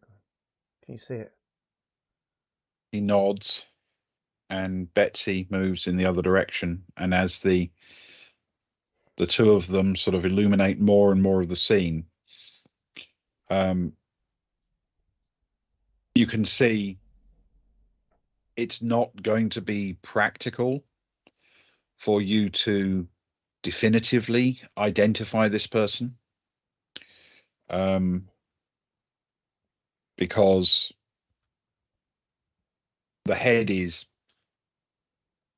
utterly destroyed, smashed underneath a sort of bedside cabinet, which has obviously been smashed down onto it with an enormous amount of force. A splat of blood underneath has come out in all directions. But the build, the jeans, and most notably a shirt for the University of Indiana gives away that you're looking at Kevin McBride. No, not Kevin. My heart will sink a little at that. Kevin had always been all right for me. He was like one of the local jocks that actually didn't make fun of my Englishness and make jokes about teeth and accents and warm beer and all that sort of stuff.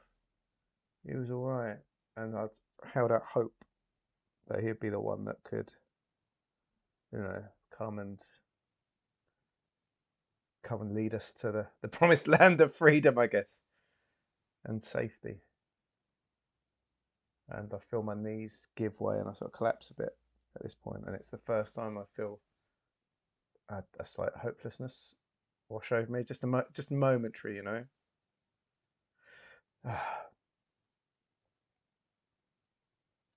I sort of have to turn my face away from the body.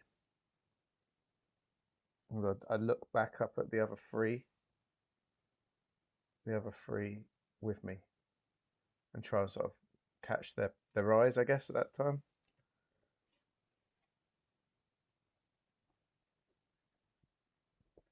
They look back at you as well, eyes wide and clearly very, very frightened. And that's where we'll take our break. Lovely Kevin. Well, I'm gonna go and do a poo or something. I don't know, a fear poo. I don't know what I'm gonna do. We go 5 minutes. Of course, I'm not going to smoke or take drugs or offer anything from anyone, or have. It's very important you don't do anything immoral, or have sex with someone, or drink booze that's offered to me. Not offer someone booze. I can drink booze, but not offer someone it, or kick a dog, or strangle a ferret, or something. I'm not going to do any of those things. I'm just going to have a nice few minutes, and I recommend all of you do the same in solidarity for me. Together, we're going to do virtuous and holy things over the next few minutes. So the break, Ben can do what he wants. He doesn't have to abide to those rules. But we're all going to resist temptation, Fids. Okay? No, I've got lounge pants on tonight, so I'm okay. No skirts. The sleeves has gone back down again. I've shown a bit too much of the shoulder, I feel. Too much gun. Too much gun. Too much gun. Too much gun. I've not been aggressive. I've not been violent to anything. So let's all have a virtuous break. And yeah. And we'll see you back here in a few minutes, I guess. Yes, we'll be back in 5 or so. We're all going to survive from now on. I feel good about it. I feel optimistic, actually. Right, let's put a break thing on. Break, let's put some music on. Let's get rid of Alice. Right, I'll see you all in a bit.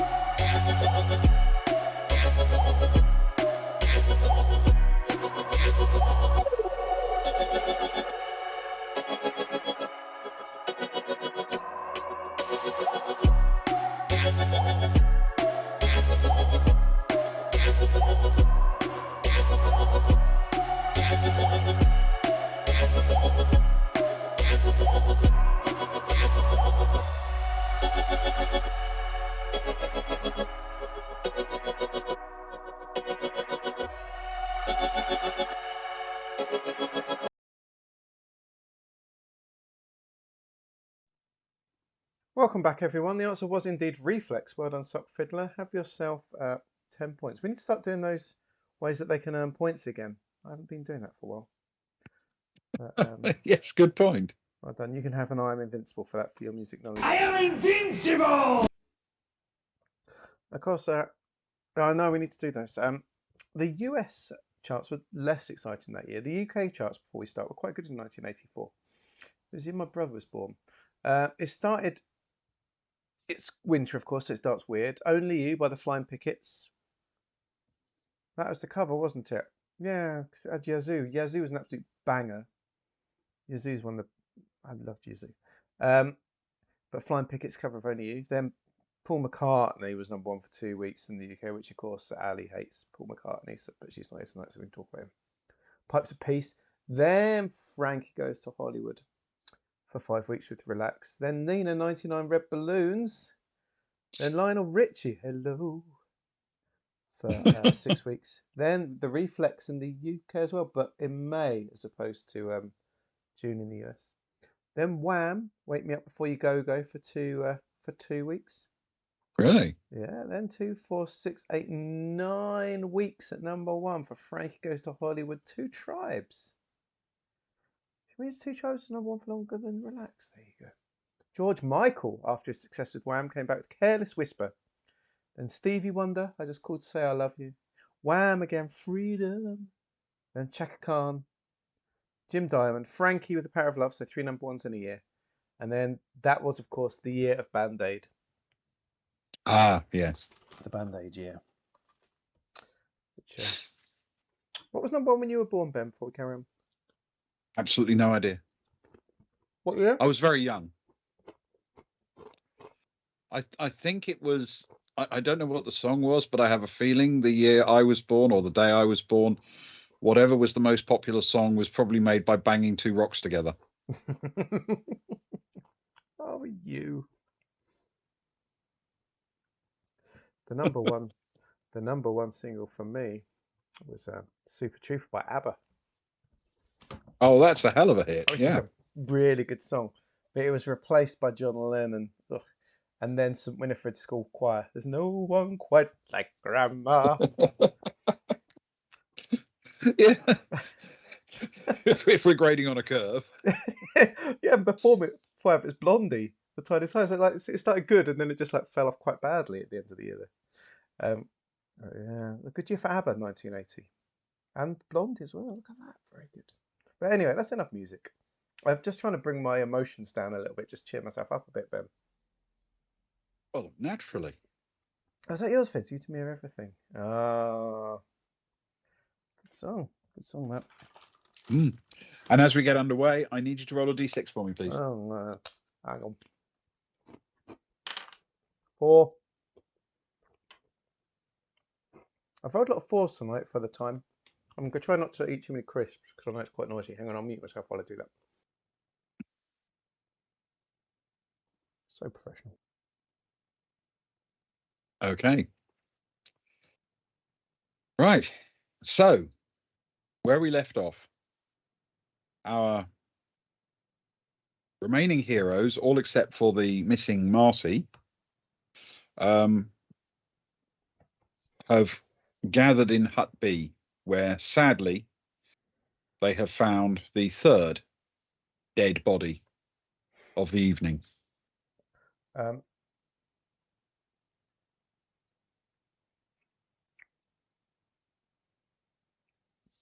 Can I check the pockets of this dead body, please?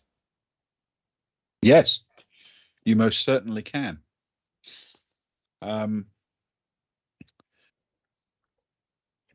It doesn't take you very long. Over the course of just a few minutes, you make your way around very quietly, don't attract any attention, and rifle through the pockets of his jeans and the one sort of in front of his shirt. And you find a wallet, his wallet. It's got money in it. You find some keys, and you find half a dozen condoms. Oh, Kevin. Of course, he never used them with me because I don't go for that sort of thing, of course. Yeah, not all of those things are. All those things are against the rules. Does his jersey seem to be fitting him the way I'd expect it to fit him? Yeah, nothing inherently unusual about it. Oh, hot dogs. Half a dozen hot dogs in his pocket. Just for a snack later on. He gets a bit hungry tonight. He's a grown boy, American footballer, isn't he?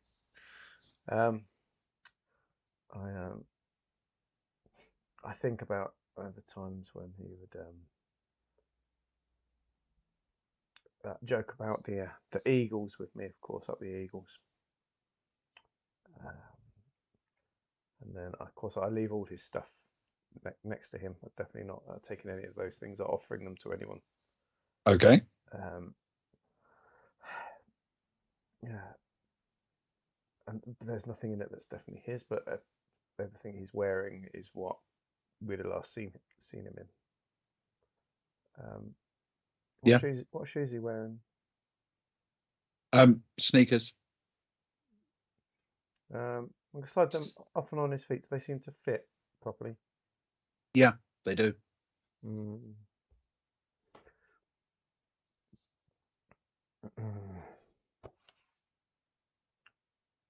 Now,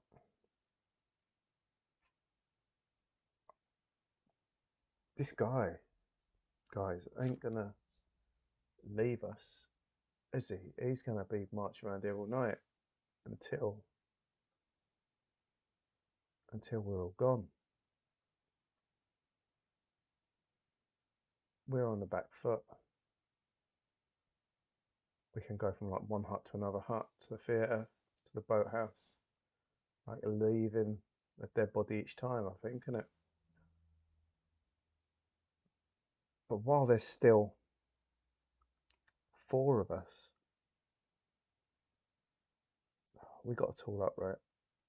We're sitting ducks here. Mm-hmm. I know I can't. I'm not that handy with stuff. I know I grew up in South London, so I got to handle myself a bit. But you know, between us, we've got a musician, we've got a theatre lover, and we got Betsy, haven't we? We got the owner's daughter, and Yeah. we got the brains of the operation. Betsy, does your dad? Is anything kept that sort of might be better for protecting ourselves than saucepans? Do you know of anything? Even if it's I mean, flare guns or anything. knives in the kitchen, and there's some kit in the boathouse, I think. Oh, why was I worried you were But going to say that? Oh, he's but moving about. I mean, no guns or anything. It's not something we do here as an activity, and it's not very safe with lots of kids around. Is there any archery? Do I know if there's any archery kit? Yeah, there is. Do I know where it's normally stored? Which I probably would know where it's normally stored. Yes, it's in the main building. Right. And there must be rope around as well, right? Around places. Mostly in the boathouse. There's plenty in the theatre as well.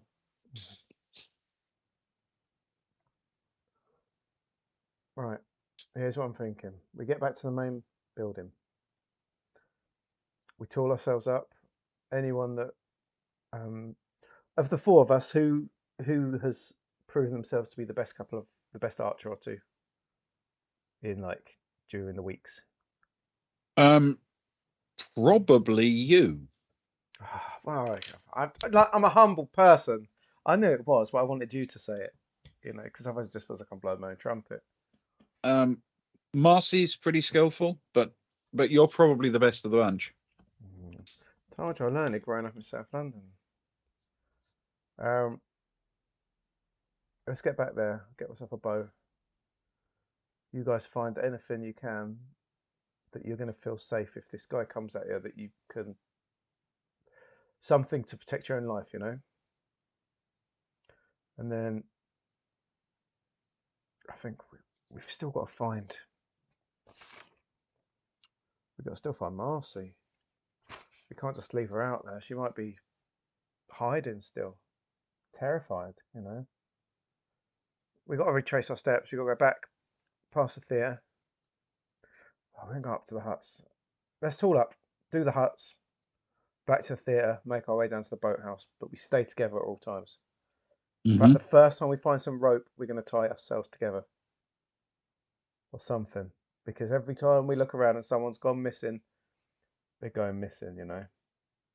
We got to stay close. We got to stay close. No wandering off, okay, guys. And if you've got to stop for something, we all stop. All right. I look at my watch. What time does it say? It's a little after 9:15. And looking out into the shadowy, the sort of the tree-ish area, is it pretty dark now? It's now really dark. Yes. Wow. You've got to walk around with well, I guess you sort of through the tree light you can probably kind of stay on a path, but anything else you've sort of got to have a torch to see anything really, I'm guessing. It would be a real struggle to move through the woods without light. Yeah. Let's all try and get back to that main building first, and we'll go from there. Okay. You set off on your way back towards the main building, nervous and huddling together for safety. And it isn't very long before you find yourself in front of that building, and you can walk in through those welcoming front doors into the big hall. Is everything as it feels like we left it? Make a skill check from. Yeah, I thought so. You give me nothing for free. It's probably you. You're too well trained as a GM. Okay, 6. That's okay. Okay. You looking around. The main hall does look like it's exactly as it was. Nothing really out in it. It's just a big open space. But the door to the laundry room is open, and you're trying to remember if it was shut before. Something in your head's thinking it was shut before and it's open now. Won't no one going in there to hide and keeping the door open? I'll sort of quietly whisper to the other 3. It's like, that was shut when we left, right?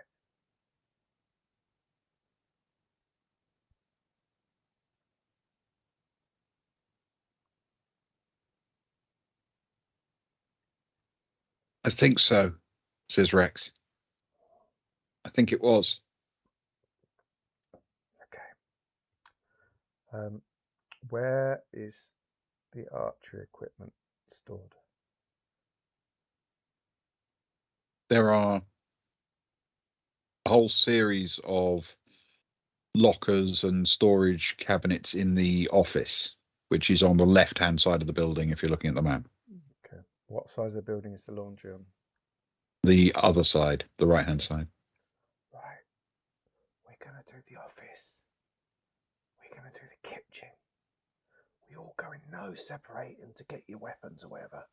We can do one room at a time. Okay. Find what you can, what you want in that room. Then we'll move on to the next room. Find what you want, what you can there. All right. The worst thing is to be on your own right now. I'll sort of lead us into the office if that's okay. Okay. The office is not a particularly big working space, partly because the walls are covered in cupboards and cabinets. You're looking for the archery supplies? I am, but I'd also like to say, I'd imagine the office feels like the sort of place you'd put a first aid kit. There is a first aid kit. Also, Rex, maybe have a look at something. If you're feeling some pain, there might be some pain pills or something. Some ibuprofen. Some ibuprofen around. When did ibuprofen become a thing? I don't remember as a kid. I think we're talking about roughly when it was invented, the mid-80s. You might find some aspirin. You might find something in there. Something totally legal and acceptable that I'm not pushing on you that's illegal and immoral. Don't take anything immoral, whatever you do. And if you do, it's not down to me. Find something moral and good in there. Okay. If you need it, now's your chance. All right. The group of you crack open a first aid kit. It takes a few minutes, but you manage to find a bandage to wrap up Rex's arm and a few aspirin.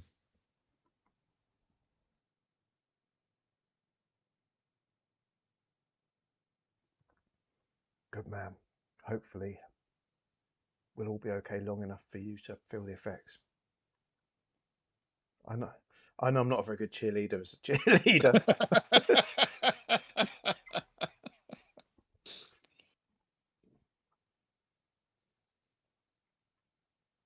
Oh. Okay, I'm gonna quietly gather myself some archery equipment if that's okay. It is. Okay. What are you collecting? They don't have crossbows or anything. It's all conventional longbows. I've got my crossbow anyway. They take too long to load. Mm-hmm. I'll take a bow for myself. Who else did we say was okay? I'm afraid the other one who's genuinely good is Marcy. Oh, Marcy. Well, and then I'm just gonna take the one for now because we don't know. Okay. Can you roll a skill check for me, please? And also 1d6. Skill check is fine. That's a 4. Okay. 1d6 could go one way or the other because it's a 1. Oh no.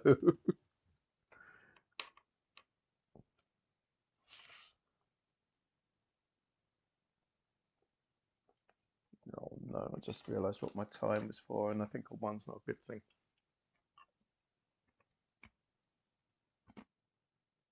Okay. So with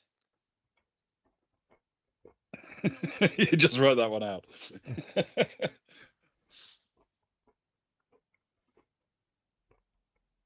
So Take a bow, a quiver of arrows, if that's okay. yeah, there are normally 10 bows and 10 sort of bundles of arrows. They don't really have quivers, but they bundle them up into sets of 10 for use. But you do notice, thanks to that skill roll, that there's actually one bow missing and a couple of the arrow bundles. I will point that out to the others. I'll just say there's a bow missing, there's some arrows, and unless it could be Marcy, but guys, don't stay frosty, Betsy nods and says, I checked them myself just earlier. They were all here. Let's hope it's Marcy who came and got herself something. Oh, majestic! Oh, which is exactly sucks what I'd expect that person to say as they walk into the room. Majestic. As Ben resplends for us all. Which means someone's had them since you joined us earlier. So it's either Marcy or it's this killer. They're so majestic. Tell him how great he is, guys, so that he takes it easier on me. True majesty comes from gentleness of spirit and kindness,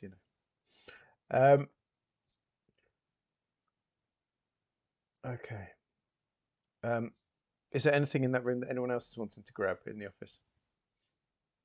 No, not particularly. Is there a telephone? There is. I'd like to walk over to the telephone and pick it up to see if it is alive, please. Okay. It doesn't have a dial tone, but you can hear something. It isn't dead.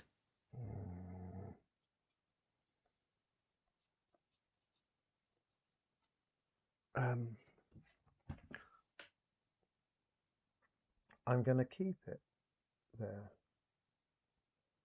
and I'm going to say into it.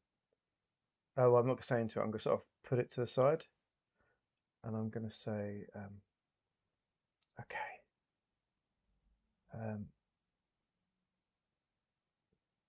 If you two, well, I sort of like shh those two, and be like, sort of wave my hand like shh, and I'll say, okay, you two head off to the boys' huts, and the other two of us will head down to the campfire, and we'll meet up back on the beach in a bit, all right?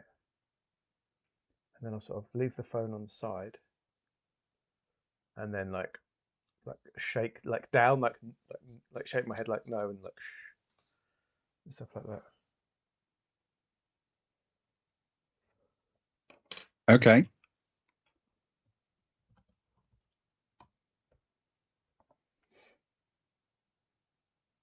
You still listening to the phone? Yeah.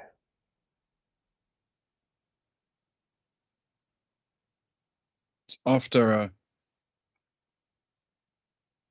quite a long moment, you can kind of detect there might be breathing on the other end of the line.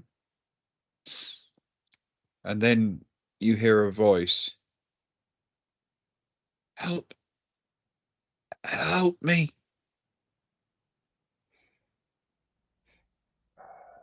Is it a voice that's recognisable? Roll a skill check. 4.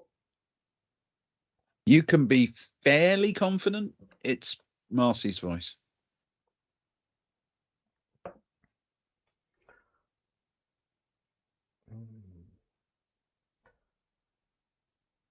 From my knowledge, where are the phones on site? There are 3 phones on site. There's one in the office, which is also the master line in and out. And then there are 2 extension lines run out, one to the theatre and one to the boathouse. Okay, that's it.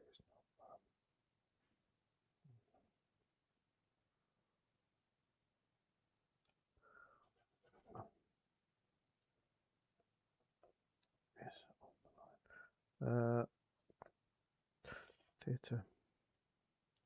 Boathouse. There's no why would you?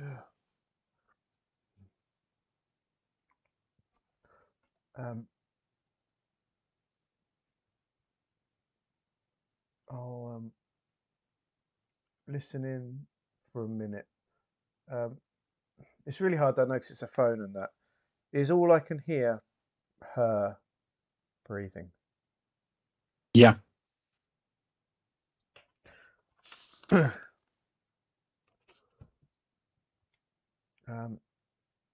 I'll say, let's fall for it. Marcy? Because you would. Marcy, is that you?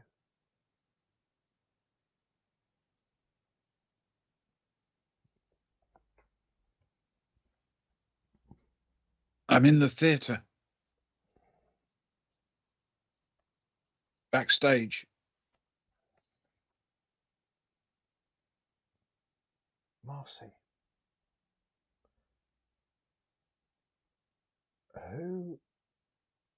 Whose body is in the theatre?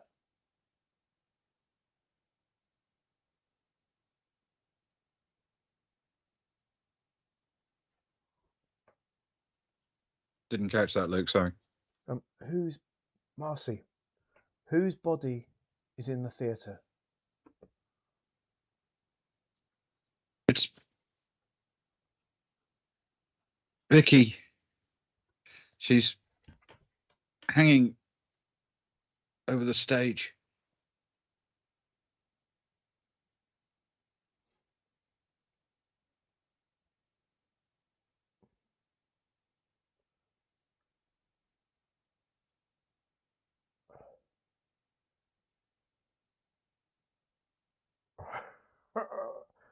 Okay. You can hang up. We'll come and get you. Now, I want to very carefully listen when she hangs up, please. Okay. You hear a slight clatter as she hangs up the phone. And then the line seems to drop dead.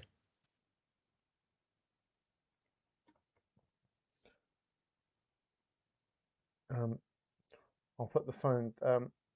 I'll press the button on the phone to bring up the dialing tone if there is one. No tone. So it's been cut externally, only internal phones. I'm not using all your movie tropes. Oh, my mobile phone suddenly doesn't work. It's a horror game. What can I tell you? Curses.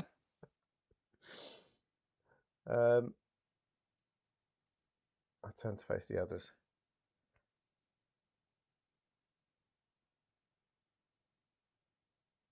So yeah, so from what I hear on my phone, it's still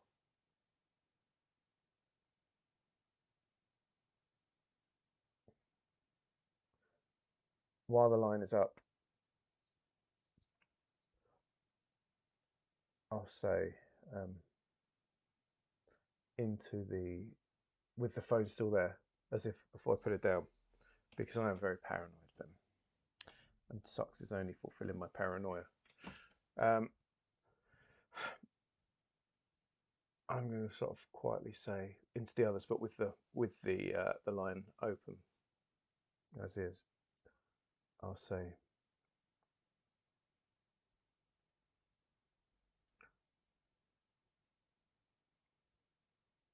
I say, okay. You heard what she said. You know that's code, right?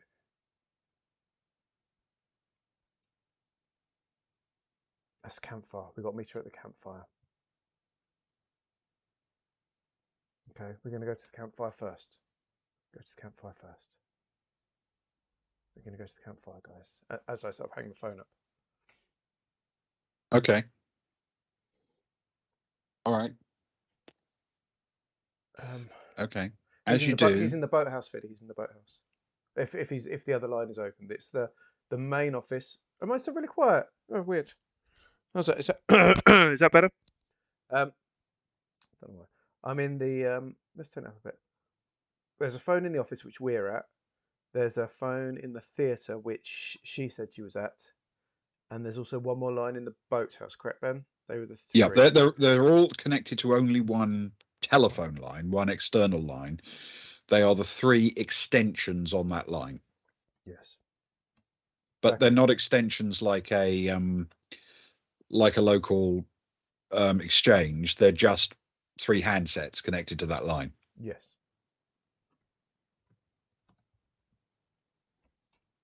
I want the last thing says I put it down to say like we're going to campfire first. We're going to the campfire, guys. Yeah.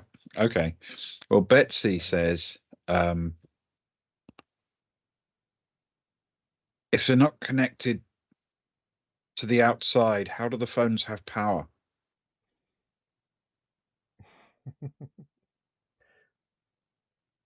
Well, that's what we're worried about. If they're connected to the outside and there's no dialing tone, that means someone's listening from the boathouse. Which means the only other person it could be is the killer. Which means he knows she's in the theatre. And as far as he's aware, either we're going there or we're being idiots, depending on how stupid my conversation blathering was. But whatever we do, we need to get tooled up and we need to get to the theatre and fast. Okay. So you are heading to the kitchen or somewhere else? Kitchen, if they've got, I'm guessing they need to get a bit more tooled up as well. And a knife would be helpful Yep. for me as well, to be honest. Okay. You make your way just out of the office and pretty much into the door next door, which is the kitchen. And in the kitchen, it's very dark, but you've got your torches up and well lit. You shine them around, and sure enough, carefully stored in cupboards and well above the height of younger children, there are a set of knives locked away in top cupboards.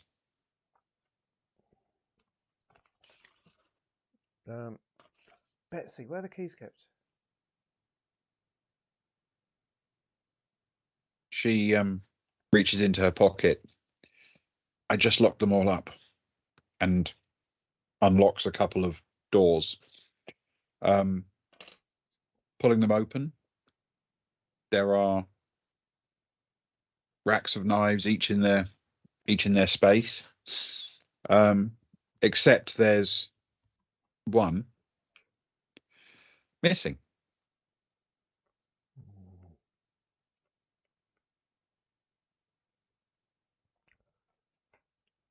Was there a knife missing when you closed it up?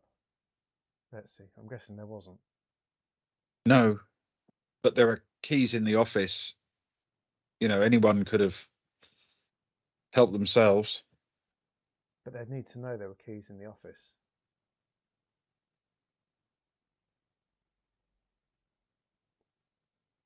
I guess so.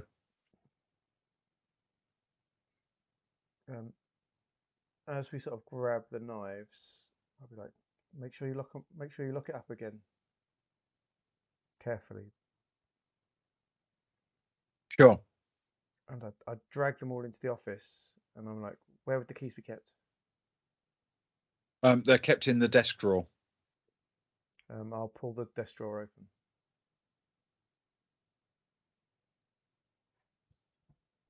Pulling the desk drawer open, you find a number of things in there. One is a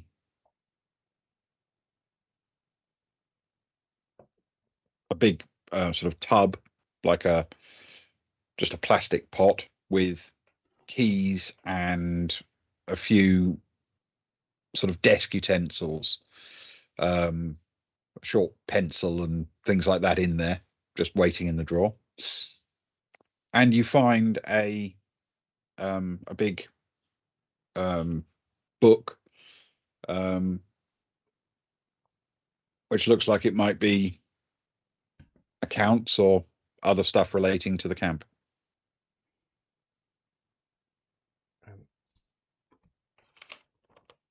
Betsy, you recognise the keys out of these? I'll sort of tip them out.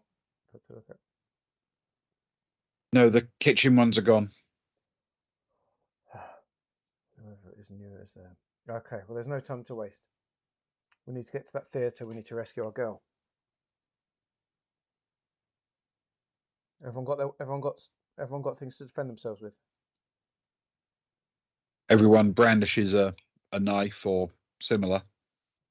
The missing knife was a fairly substantial sort of meat chopping machete. Yeah, of course it was. Naturally. Naturally, well, if that's what I would take if I was trying to murder people. So we've all got a knife. I've got my backup knife,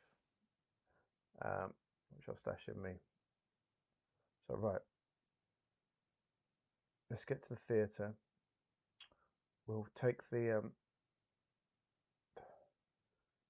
There's four of us together. If this guy's got a bow and he's got a massive machete, like if it's dark, we've got to take the path. It's the quickest way. We've got to get there quickly. We'll go down the path. We'll go across to the T of the theatre, and then we'll cut across to the back if that's okay. That's a plan. But Sure. we need to all honestly stay within a step of each other. We'll have keep one torch on, and we'll go for it. Okay. You're staying all within easy sight of each other, traveling down and making your move along the path together. Can you roll a d6 for me, please, Luke? Mm-hmm.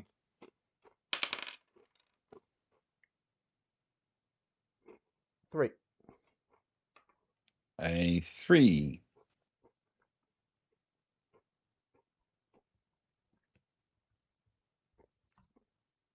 Okay. You make your way fairly straightforwardly and calmly down the route. No interruptions. Nothing seems to get in the way at all. You get to that T junction where you have to turn east towards the theatre or west towards the campfire circle.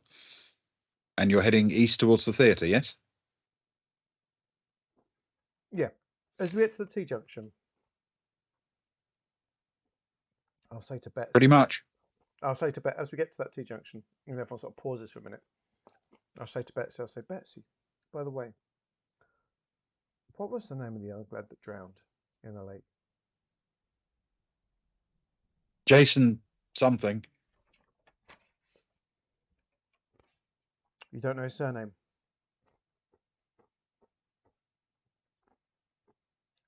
I don't remember. Okay, Jason. Okay. Just got a horrible feeling. What was that?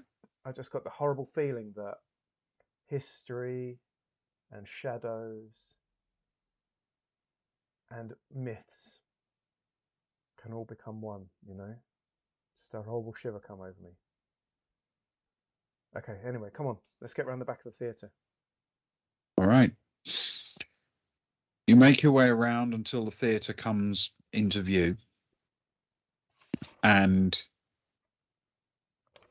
as you do, you can see the stage door at sort of this corner of the theatre. It is slightly ajar. Do I remember how we left it? You piled out of there at ridiculous speed without bothering to shut it at all. I sort of nod to Rex. And I'll say, well, that could be us. Whisper, like, that could be us. That could have been Marcy. Or that could be he that shall not be named. Because I'm coining that in the 80s, because then I might have royalties coming my way. But if we're following through with not leaving anyone behind, we've got to go in there. Okay. So are you going to go inside mob-handed? I think everything we do has to be mob-handed. It's always the leaving the one behind. What I'm going to do is, in fact, I'll say, look, I'm going in, but we need to go in together. As soon as we get in there, I'll sort of take aim with my bow. But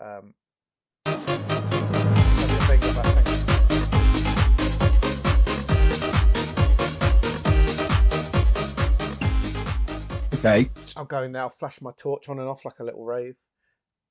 I'll hold my torch up and ready my bow the best I can. And everyone else sort of pile in around, and we'll just Okay. Just do it by numbers.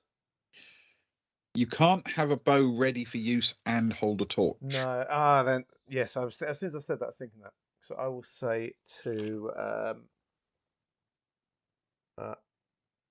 Rex, who has a busted arm anyway. I'll say, Yep. Rex, you stay with me. You hold the torch up.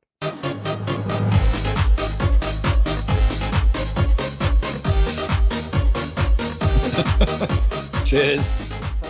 Someone's left the tape player on, Rex. It's haunting. Show Okay. the torch, and I'll sort of look into every nook and cranny, and I'll follow you. I'll follow it around as we go through the door, and the other two need to get through that door as well. Okay. So Rex does. He sort of looks scared, but he holds the torch up, and he'll stand next to you. The other two,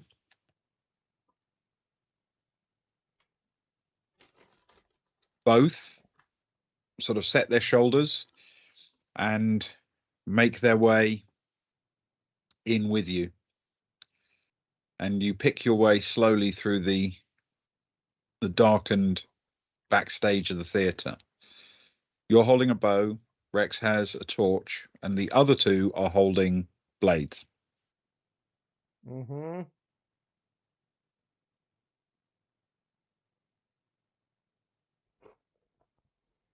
As he starts moving the torch around, what do we see?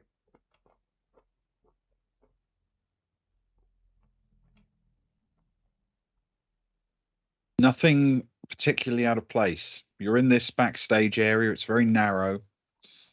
The stage is in front of you and to your right.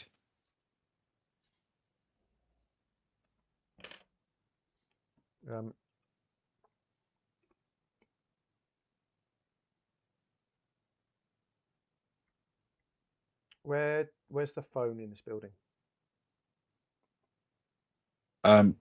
It's in the opposite rear corner, the top right corner, under the R of theatre. Okay, we need to head across in that direction, please. We need to look around. I'll sort of nudge him to sort of head in towards the phone. Okay. I'll whisper to him and say, she was by the phone. Roll a skill check for me. Oh, good luck. Luckily, I'm so glad I've had a high. Well, it's not high, but 9 is good. That is another 3. I've been all right so far. Okay. So you make your way along. Don't knock anything over. Don't seem to make too much noise. And you get to the sort of little, it's like the control booth, if you like, for the backstage area of the theatre. Are we all together still? Yes. Yep. All still together. I mean, you're standing so close to each other, you can actually hear each other's breathing and gentle footsteps. It's very, very close and very still here. Good, good, good. You push open the door to this little control booth. There's a very basic lighting control deck and a small window which looks out over the stage, quite low level. There's space here if you needed one for a prompter or for someone to manage a lighting queue. And then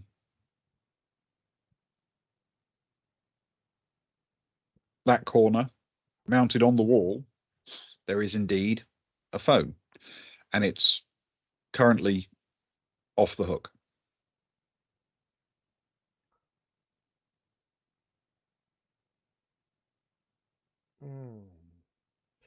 Now, in the conversation, I definitely heard a click of something hanging up, correct?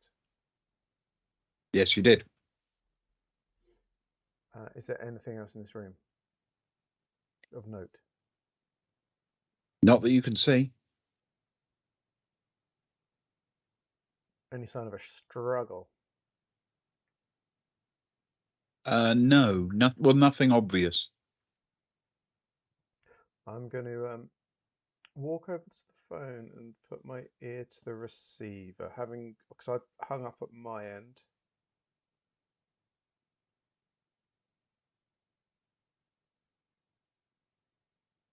So you're going to listen into the phone handset? Yes, please. Okay. It appears there's nothing.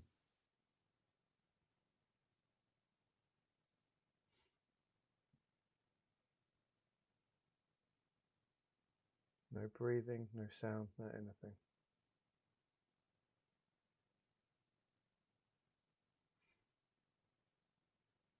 Nothing.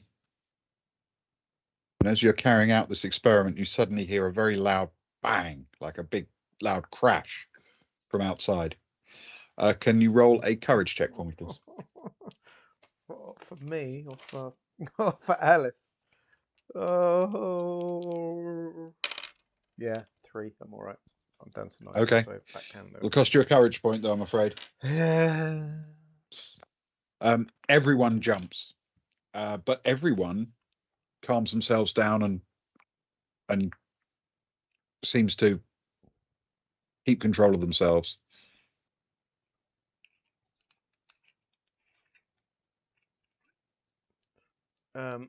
Where are we, like, talking a crash from outside or crash from sort of inside at the back? From inside the building, probably from roughly the direction of the stage. But to be fair, everything outside this room would be in roughly the direction of the stage and then the auditorium beyond it. I sort of say to the other 3, that's terrifying, but that could involve Marcy. We got to go. And I sort of rush towards the door, hoping that they'll follow me. Okay. Yep. They're sticking very, very, very close to you.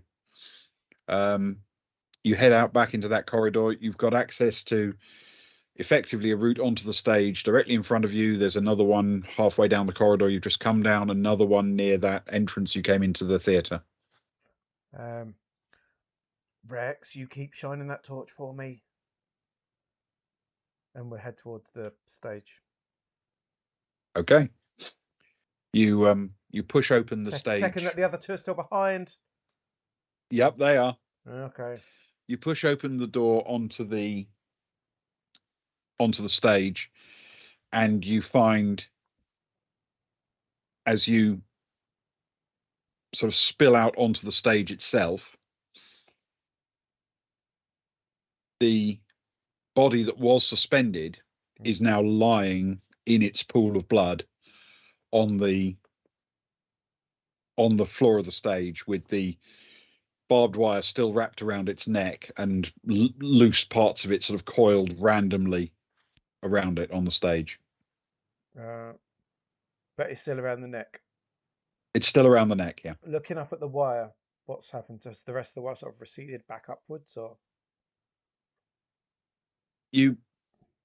If you shine your lights upwards, you can't see much in the gloom up there, even with a torch.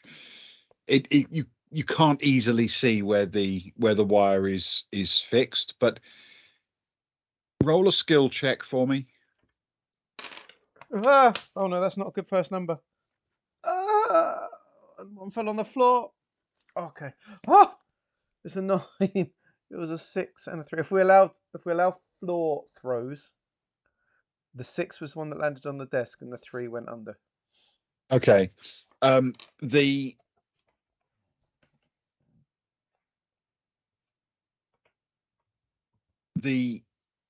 line of light you can see, because of the way the lighting grid works and lots of things hung off it,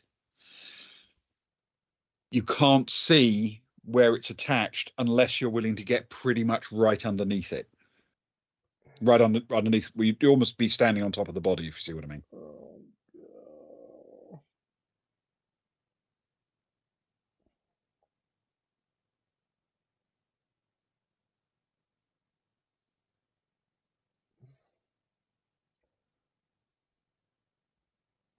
What sort of level of noise have we made at this point?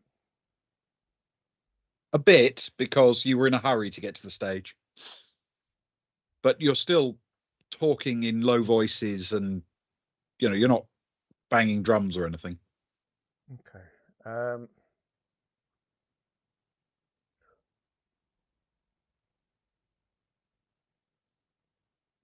I'm going to. I'm going to shout, Marcy, stage now.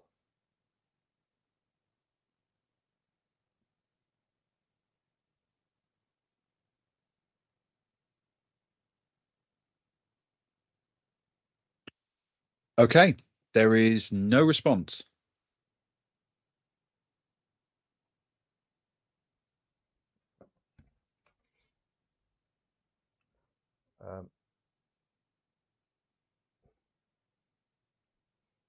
I'm going to wait another 10 seconds.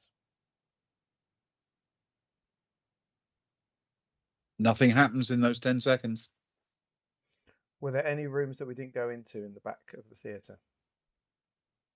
No, essentially, other than that little corner booth office, the rest, though it's sort of subdivided into spaces where people can wait to go on and come off and have a bit of space to get changed. It's really just one kind of U-shaped corridor around the back of the stage. Not a sophisticated theatre space.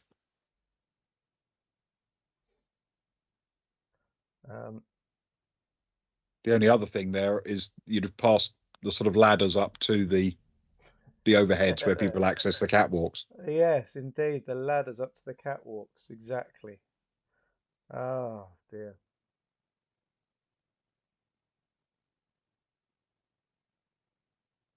Are there powered lights? There's power to the building, and there's still one spotlight on. Where's the spotlight controllable from?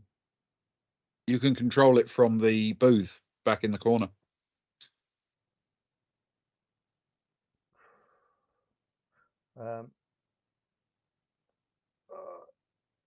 You three stay here. Watch the spotlight. Give me a yell if you see anything. Okay. I want to run back to the booth, and I want to start shining the spotlight on all the corners, the tops of the stage, the corner, everything. Like move it, whatever I can. The only thing you'll be able to control from the booth is to turn it on and off. It's not a powered light, but there are other lights up there you can turn on. I'll flick all the lights on. Let's light this thing up. All right. In sort of like fits and starts, sort of with loud clonking noises, one after another, the big powerful stage lights come on and illuminate the entire space. They're suspended underneath this light grid and facing downwards onto the stage, and as each one comes on, you see your comrades see in brighter and brighter detail the sheer goriness of the body on the stage.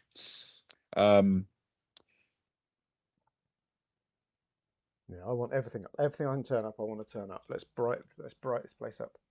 Okay, turn up the house lights as well. Yeah. The front of house lights, everything. Yep, Yep. turn the place up like a Christmas tree.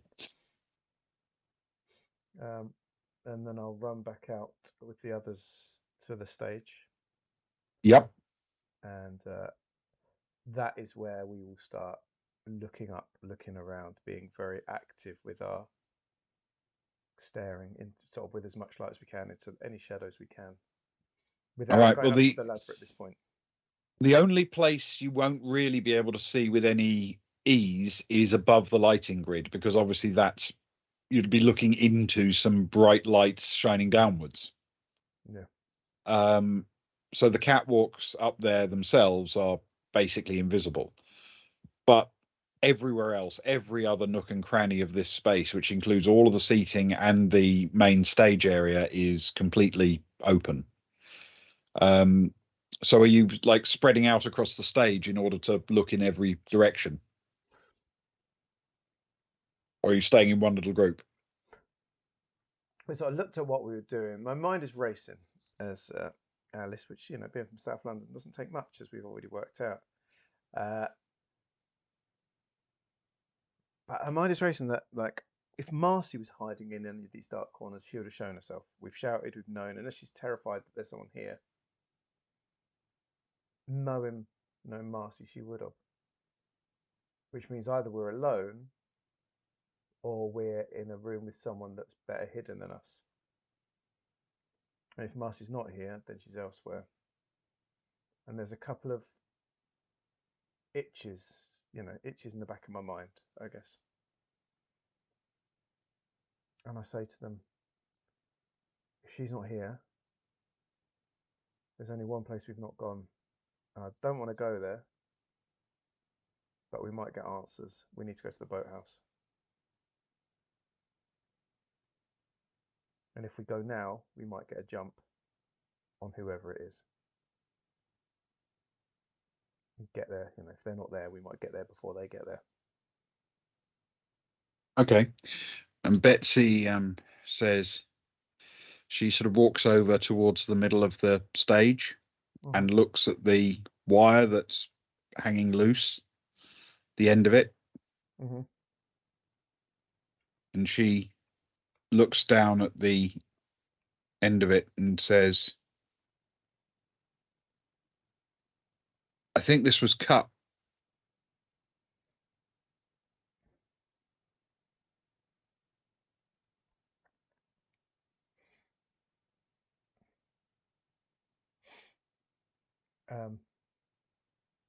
And quite loudly, I say, yeah, I know. That's why we're going to the boathouse. And I sort of stare quite hard and pointedly at her.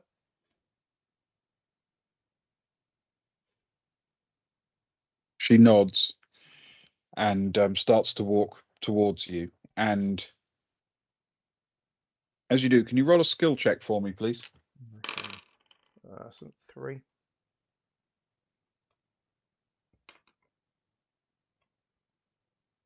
Okay. There's this sudden noise from above, and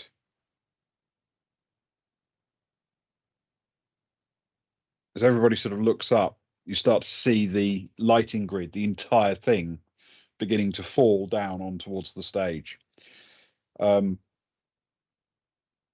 Betsy leaps towards the side, and you as well leap out of the way without any difficulty. Harry, his reactions are quick, and he was quite close to the edge of the stage, and he backs up in time to avoid it. But I'm afraid Rex isn't so lucky. The heavy metal framework carrying hot, sharp, and very heavy lights just catches him as he tries to evade, and as it falls, he lets out a horrible, horrible wail as it crushes him beneath one corner of the framework.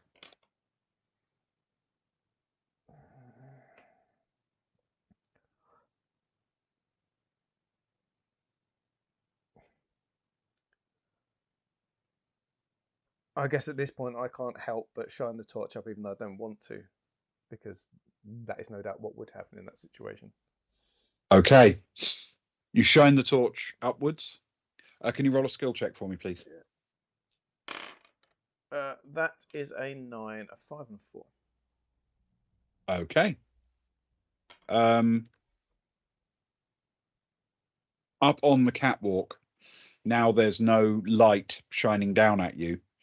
You can see a slightly indistinct, shadowy silhouette up there. And as you catch it in the light, it turns and runs along the catwalk towards one of the ladders.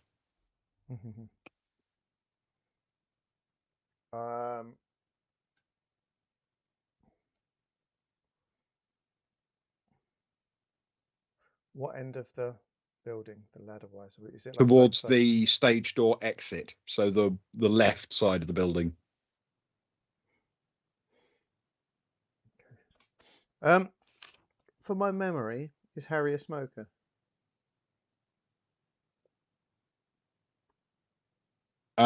He is actually.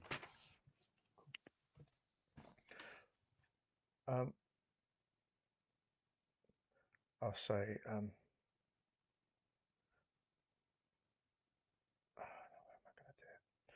in that sort of panicking moment, I'll shout to the other two. We need to get to the boathouse. We need to get to the boathouse. And run towards the southernmost, like the main entrance door to the theatre, hoping that the other two will join me. Okay. So we run. All right. Let's see if they do.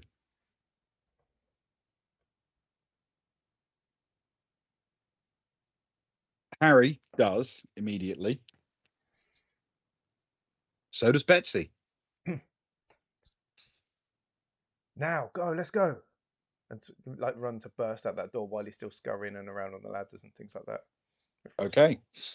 You make your way through the auditorium. I mean, literally knocking into the occasional chair, seat on the way out towards the main lobby doors, burst out through, and then out into the outdoors and the night on that path, which goes on the sort of scenic route through the forest, or puts you on the route that basically takes you from the boathouse to the main hall.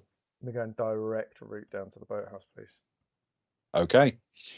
You set off down towards the boathouse, a sort of hard left when you hit the main path there. You've all got torches lit and they're bouncing around as you run, sort of crazily showing different angles of the ground, but you're managing to keep it together as best you can. And as you make the sort of final turn and see the boathouse come into view, it looks dark and still, and there's nothing obviously there.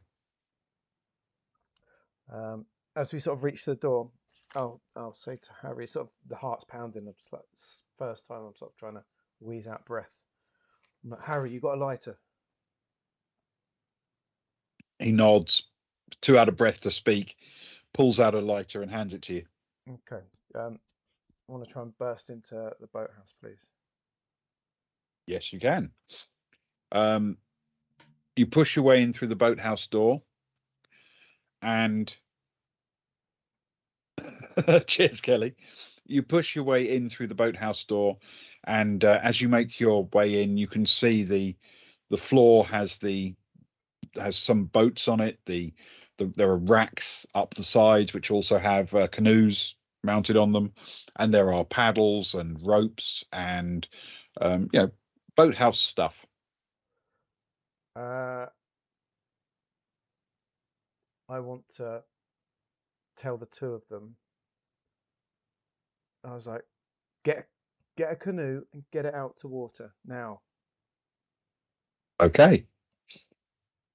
The two of them run towards the sort of far end of the boathouse, which is down towards the lake shore, to pick up a canoe that's as close as they can get to the far end. And they race down and indeed grab a canoe and haul it down with this enormous clatter as it falls onto the boathouse floor. They don't care that much. They're pushing open the lake doors to the boathouse and dragging and manhandling it down as best they can down the slope towards the lake. While they're doing that, I'm sort of seeing myself doing two things. As they're sort of grabbing it, I'm saying, just keep paddling along. Keep your head down. Just keep paddling. If someone comes after you, there's two of you. Just take it in turns. Just keep going till your arms can't work anymore. Just don't stop till morning. And as I'm doing that, I'm also looking for anything like turpentine, burnable stuff, weed killers. The sort of stuff that you might find in a boathouse, paints, all sorts of stuff. Yeah, there's paint, there's varnish, there's wood preserver, all sorts of oils and things used to keep boat hulls in good condition. My plan is to try and crack open those and as many as I can and start liberally splashing all over the boathouse. Okay, no trouble at all.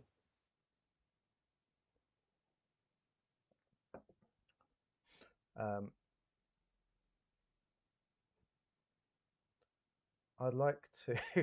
Are there any are there any rags for polishing things and things like that? Yes, rags and brushes and various wads of paper and sort of kitchen roll and workshop roll paper, all sorts of things. I'm just thinking of what my skill would be in this. What time I've got? Yeah, I wouldn't think of that. In a bottle of something, I'll try and dip it in and try and make a homemade Molotov. I was thinking of either trying to do something with a bow, but I know that putting something soaking in a bow is movie rather than reality. That's nonsense. The arrow just go. Those videos I told you about, the really good history guy build trenches. I haven't got time to build a trench though, but so I'll be trying to desperately babbling to myself, tipping things everywhere and trying to keep the remnants of one bottle and shoving a rag in a couple to try and keep Okay, them in my hand and sort of just all right, and trying to back out the way they went as I'm sort of spraying stuff all over the boathouse. fair enough. As you make your way out onto the little slope that leads down to the water, just alongside the jetty, you can see your friends have managed to get the canoe sort of into the water, and they're now splashing and yelling instructions to each other as they clamber into the canoe and start steering it in the right direction to get it pointing away from shore and start splashing their way away. Um, at this point, I think the reality of the situation that I could have gone, I could have gone with the two of them, but chose something different. I think something sets in.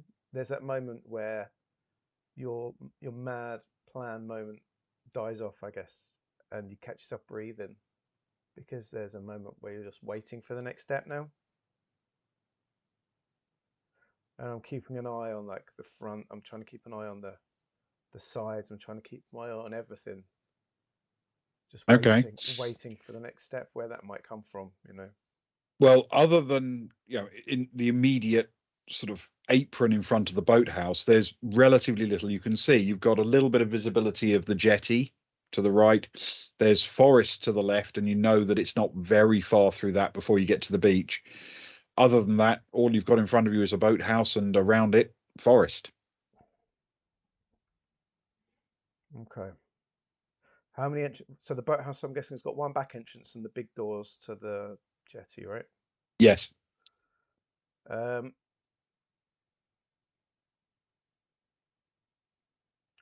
I'm gonna go and stand in the middle of the boathouse. Okay. As you do, you hear a piercing scream from outside, from out towards the lake. I edge towards the double doors to look out onto what's out there. Okay. You can see Betsy in the canoe has stopped paddling, and she is screaming and yelling for help. You can't actually see Harry at all. I want to look along sort of the coast, or the bank and the jetty to see if there's a figure there. Can you roll a skill check for me, please? Yeah. It's a 9, a 6 and 3. A 9, okay. A lot of nines. It's like 5 nines, isn't it? It's a good number for you tonight. That is good. It's It too is high for these arguably a dice. mighty 9. These are supposed to roll a lot lower, those ones. Stop it.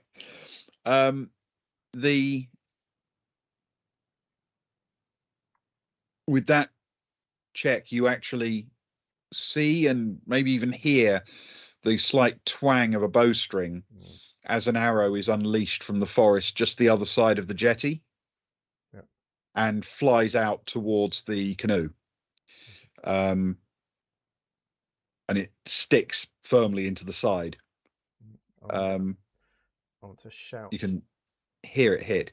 I want to shout both sides. I want to shout to her, "Lie down! Lie down!" And then I'll shout towards the woods and sort of wave my hands. "I'm over here! I'm over here!" Wave my arms. Okay.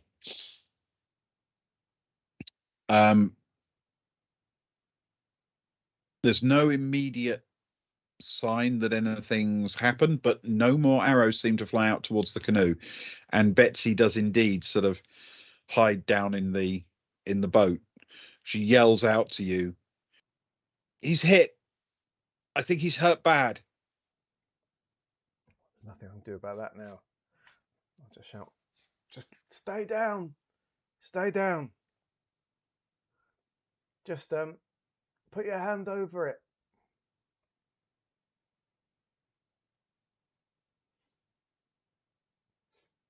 Not yet. He's just hurt bad. They got my fear of getting arrowed while they were in a canoe. She's not completely coherent, but reading between the lines, her attempts at first aid are proving wildly insufficient. With my hands shaking somewhat, no doubt, I want to, before I go inside and before I'm surrounded by a load of flammable stuff, I'm going to check that the lighter sparks. It does. Good. I sort of take a deep breath and walk into the middle of the boathouse and make sure my torch is on full beam, and find a little bit of cover that if someone wanted to be cheap and fire an arrow through a window, they could not easily get me, if you know what I mean. Yep, gotcha. And then I wait there. You're sitting there trying to strain your ears for every sound, and what you sort of wish that Betsy would shut up, because she's giving a running commentary on Harry's condition. And you can almost only hear her and nothing else. She's becoming more and more incoherent. It's rapidly becoming just wailing noises that she's making.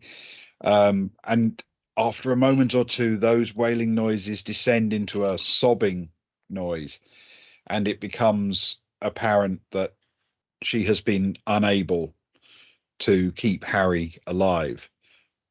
But with her last few sobs and wails and moans, unfortunately, she disguises the sound of footsteps coming up to the outside of the boathouse, and suddenly the door slams open, and silhouetted in it, against the very, very dim elements of light running down from the stars and the moon, you've just got this vague sense of the shape of a human silhouette in the door, the back door to the boathouse, not the apron door.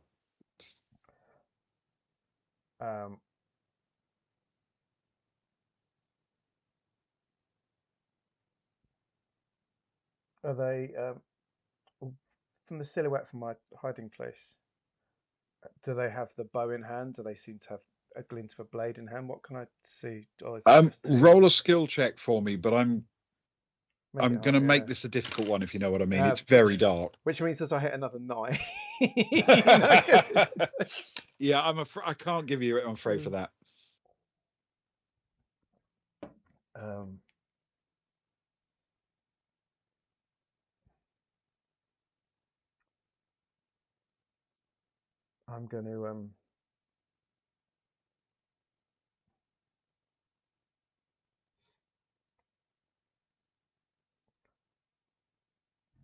I'm going to carefully, with my bow around my shoulders, I'm going to take a Molotov in one hand and the lighter in another, and I'm carefully going to stand up and backing away towards the double doors, but sparking the lighter. Like before I do that, before everything goes boom, thinking about the chemical nature of things, that's not just going to go off on fumes, is it? No, shouldn't. No. It'll need a wick to light. Yeah, that's what I thought. So I'll spark the lighter out like and hold the Molotov in the other hand, and sort of make myself known somewhat. And I'll say, okay. As soon as you spark the light, the figure starts to move quickly towards you. And I'll say,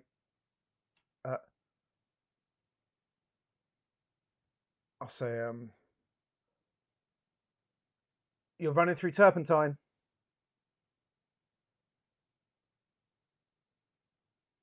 And this is a Molotov.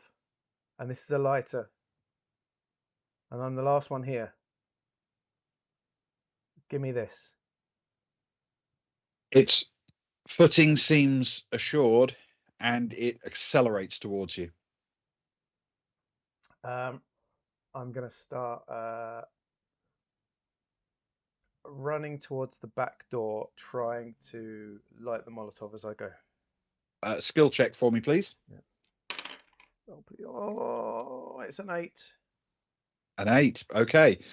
You make it to the doorway just as the wick of your Molotov lights.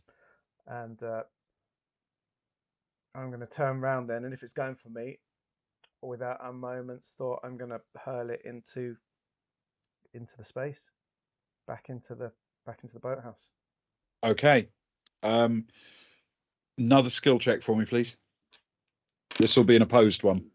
Oh, does that mean he's got to get under me? I hope so. We're gonna see. Oh, I hope so, mate. I hope so, because it's a 4. Damn it. I was like, oh no. I was like, this is either quite good or really bad. That's good. Okay. I mean, it's not I am invincible in theory, but that's a 3. Oh my goodness. Oh, don't do that to me. So, accordingly, you throw the Molotov.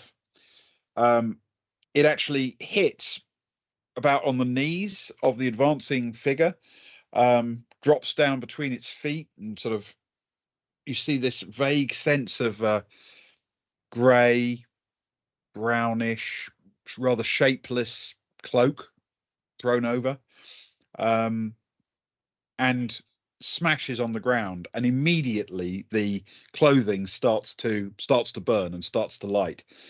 There's this horrible high-pitched scream that comes out of it as it sprints towards you and the doors, its arms outstretched, one of them holding this absolutely vicious-looking cleaver. Oh, I got two choices. How far away am I from the water? Probably 20 feet or so. How far am I from them? Less. Then it's got to be. I've got to take aim with a bow at the body and hope for the best. Okay. Because I don't think I'm as fast as them. Not running on fire. You reckon they're goal oriented at the moment? I could be thrown up onto the boathouse by some friends, but they're not here right now. That's my skill. Oh, I like your thinking, Fitz. Yeah. Just like point it out. Yeah. They're on fire though.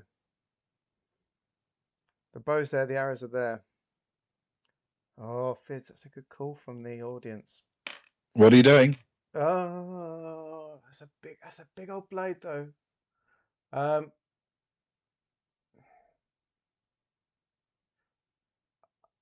gonna have to fire. I can't let them get that close. I'll get one. That's one shot at best, isn't it? Really. So I've got to aim. I've got to aim high up. I've got to aim between chest and head. Okay. Which is the throat, but you know what I mean. That sort of part of the body. Make an attack roll for me, please. That's skill plus 2d6. Right. How do I use my courage in this? You can spend a courage point, and that'll give you +1. And you can, if you're going to do it before you make an attack, you can spend as many courage points as you want to get a bonus. And that's how many bonuses I get. Yep. This feels big. I'm going to use every last to stand. I feel to stand there at a flaming, howling body with a massive knife charging at you probably takes all the courage you could possibly do to actually take aim. I know what you mean. Thing. Yeah. There's no point having any courage left over because I'm either going to be a dead woman or a broken woman. Do you know what I mean? So one way or the other. So we can use everything with us with the skill roll. So to cause some damage. This is it. It's all on one shot. And the hopes and dreams of millions. So what have I got to roll? I've got to roll 2d6. 2d6 plus your skill plus any courage points you burn. Oh my goodness. Okay. Oh no, I put away my cheat dice as well. Oh. Okay. That is going to be a 8 plus 9, which is 17, plus 9, which is 26. 26. Okay. I'm very courageous, Socks. It's my greatest skill, to be honest, my courage. You whip the bowstring back, and almost on instinct, it's not something you need to aim as much as something you just need to stay calm for. The distance is not a challenge for someone who can use a bow as well as you can. At this kind of range, if you had the time and the patience and the calmness to do it, you would absolutely hit the bullseye every time and right in the middle of it. But with this one, what it's really about is staying calm, not panicking, doing the right thing. And you absolutely nail it. The arrow leaves the bow and goes straight through the top of the neck, just underneath the jawline, and right through the sort of front of the throat and into the spine. The figure runs on another pace, maybe two, just pure momentum, but already the knees are buckling, and it falls, sliding on a wet, glowing, turpentine, blue flaming floor, out onto the rough concrete surface at your feet, just outside the door of the boathouse. Behind it, the boathouse is slowly beginning to ignite itself. All of the all of the boats and the rope and everything else that was in there slowly catching, and even the main structure of the building catching fire. And there is the dead body lying at your feet.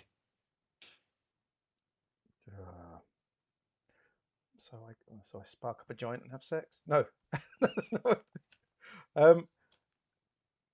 As it sort of burns away, and the sort of the material burns, is there any recognition in who it is? The part that's mostly on fire at the moment is still the lower part of the body. Mm-hmm. The upper part of the cloak, it'll catch, but it's not there yet, and there's no significant damage to the head yet. So if you want to pull down the sort of bandana and see. Oh, I think too many movies that my wrist's going to get grabbed. Yeah, let's pull down the mask. Let's unmask. Okay. We need to at least see who it is. This is where I should make you roll a courage check. Yeah, exactly. Yeah.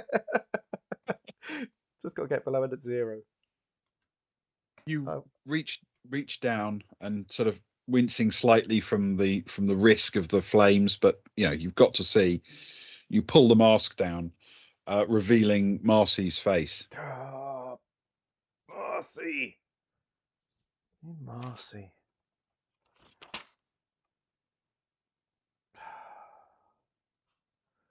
It's always the computer nerds you've got to worry about, Ben.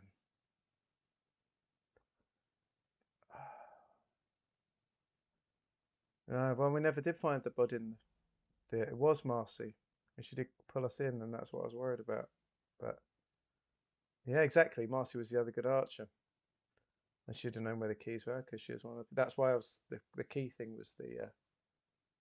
It meant that I knew it had to be, which meant it had to be Marcy, but I didn't know it was Marcy as such. But she was one we hadn't seen.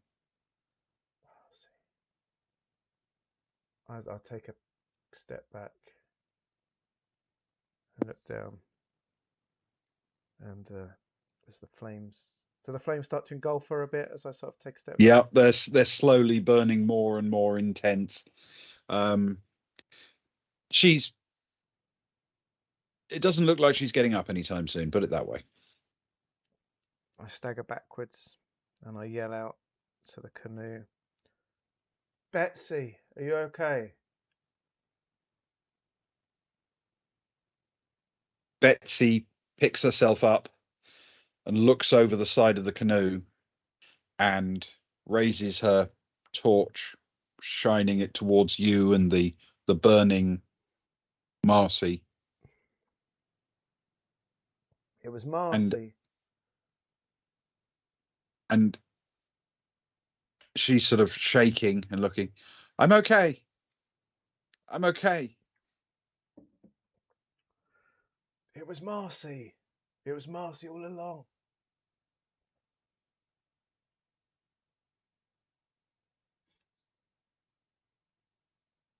And I'll shout out to her. I'll say, stay out there for a bit, Betsy. Stay out there for a bit, all right? Okay. And keep your head down. And I sort of stagger off, and I like to think that I slowly stagger up the path unless anything else happens towards the main building. What with the phone line decimated in the boathouse by now, I'd imagine. You cut your way. Yeah, the boathouse is well on fire now. Yeah. You cut your way across the front of the apron onto the path where the jetty basically meets the path and the corner of the boathouse. You can see that the canoe with Betsy in it is not very far away from the end of the jetty. She's not paddling away, but she's staying out there as you told her, and she's shining her torch sort of to help illuminate your path a bit as you come around the side of the boathouse. And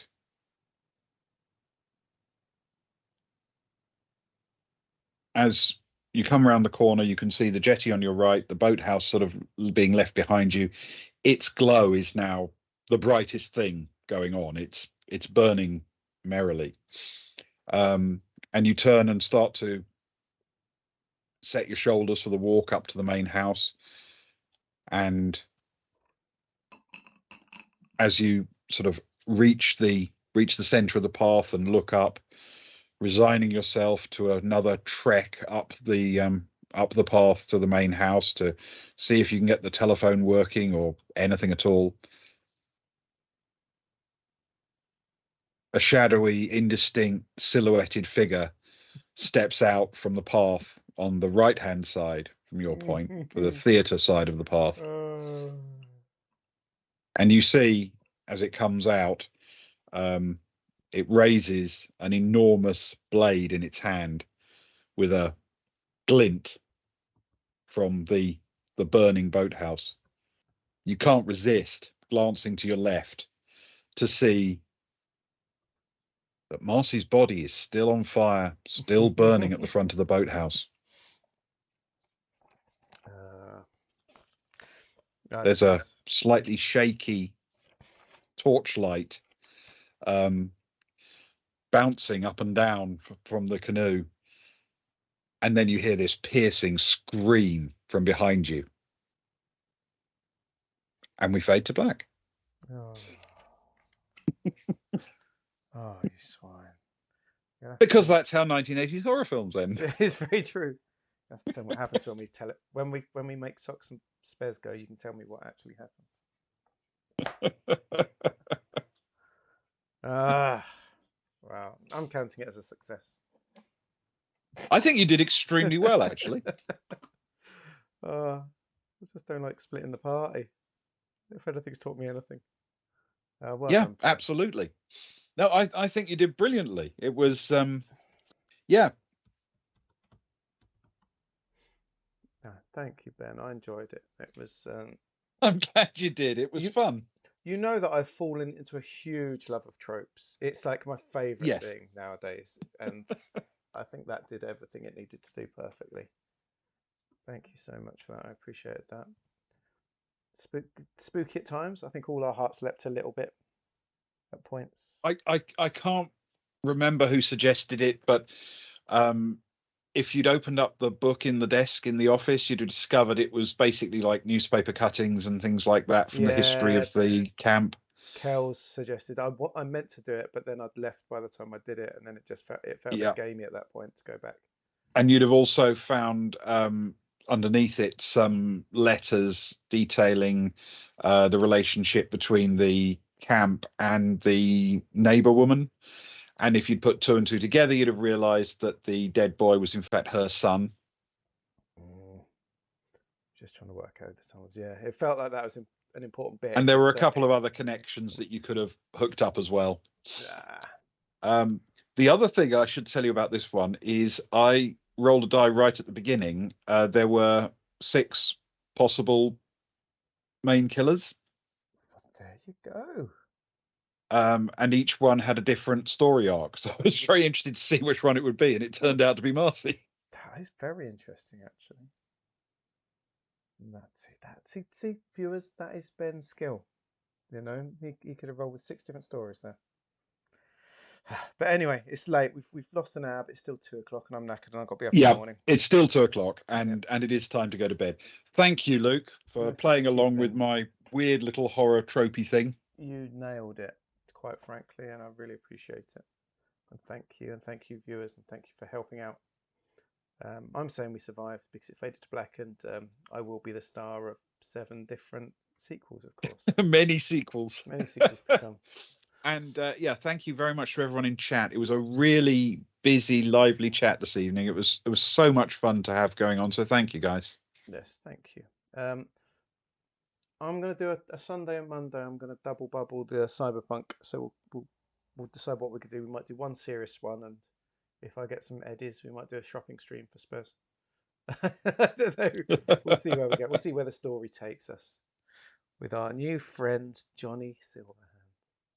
But thank you all. Sleep well. Have a great day tomorrow. Thank you, Ben. Thank you, everyone. And take care. Sleep well. Yeah, happy Halloween. Goodbye. Brilliant. And happy GMT. Oh yeah. Oh yeah. I'll enjoy that in the morning. Bye.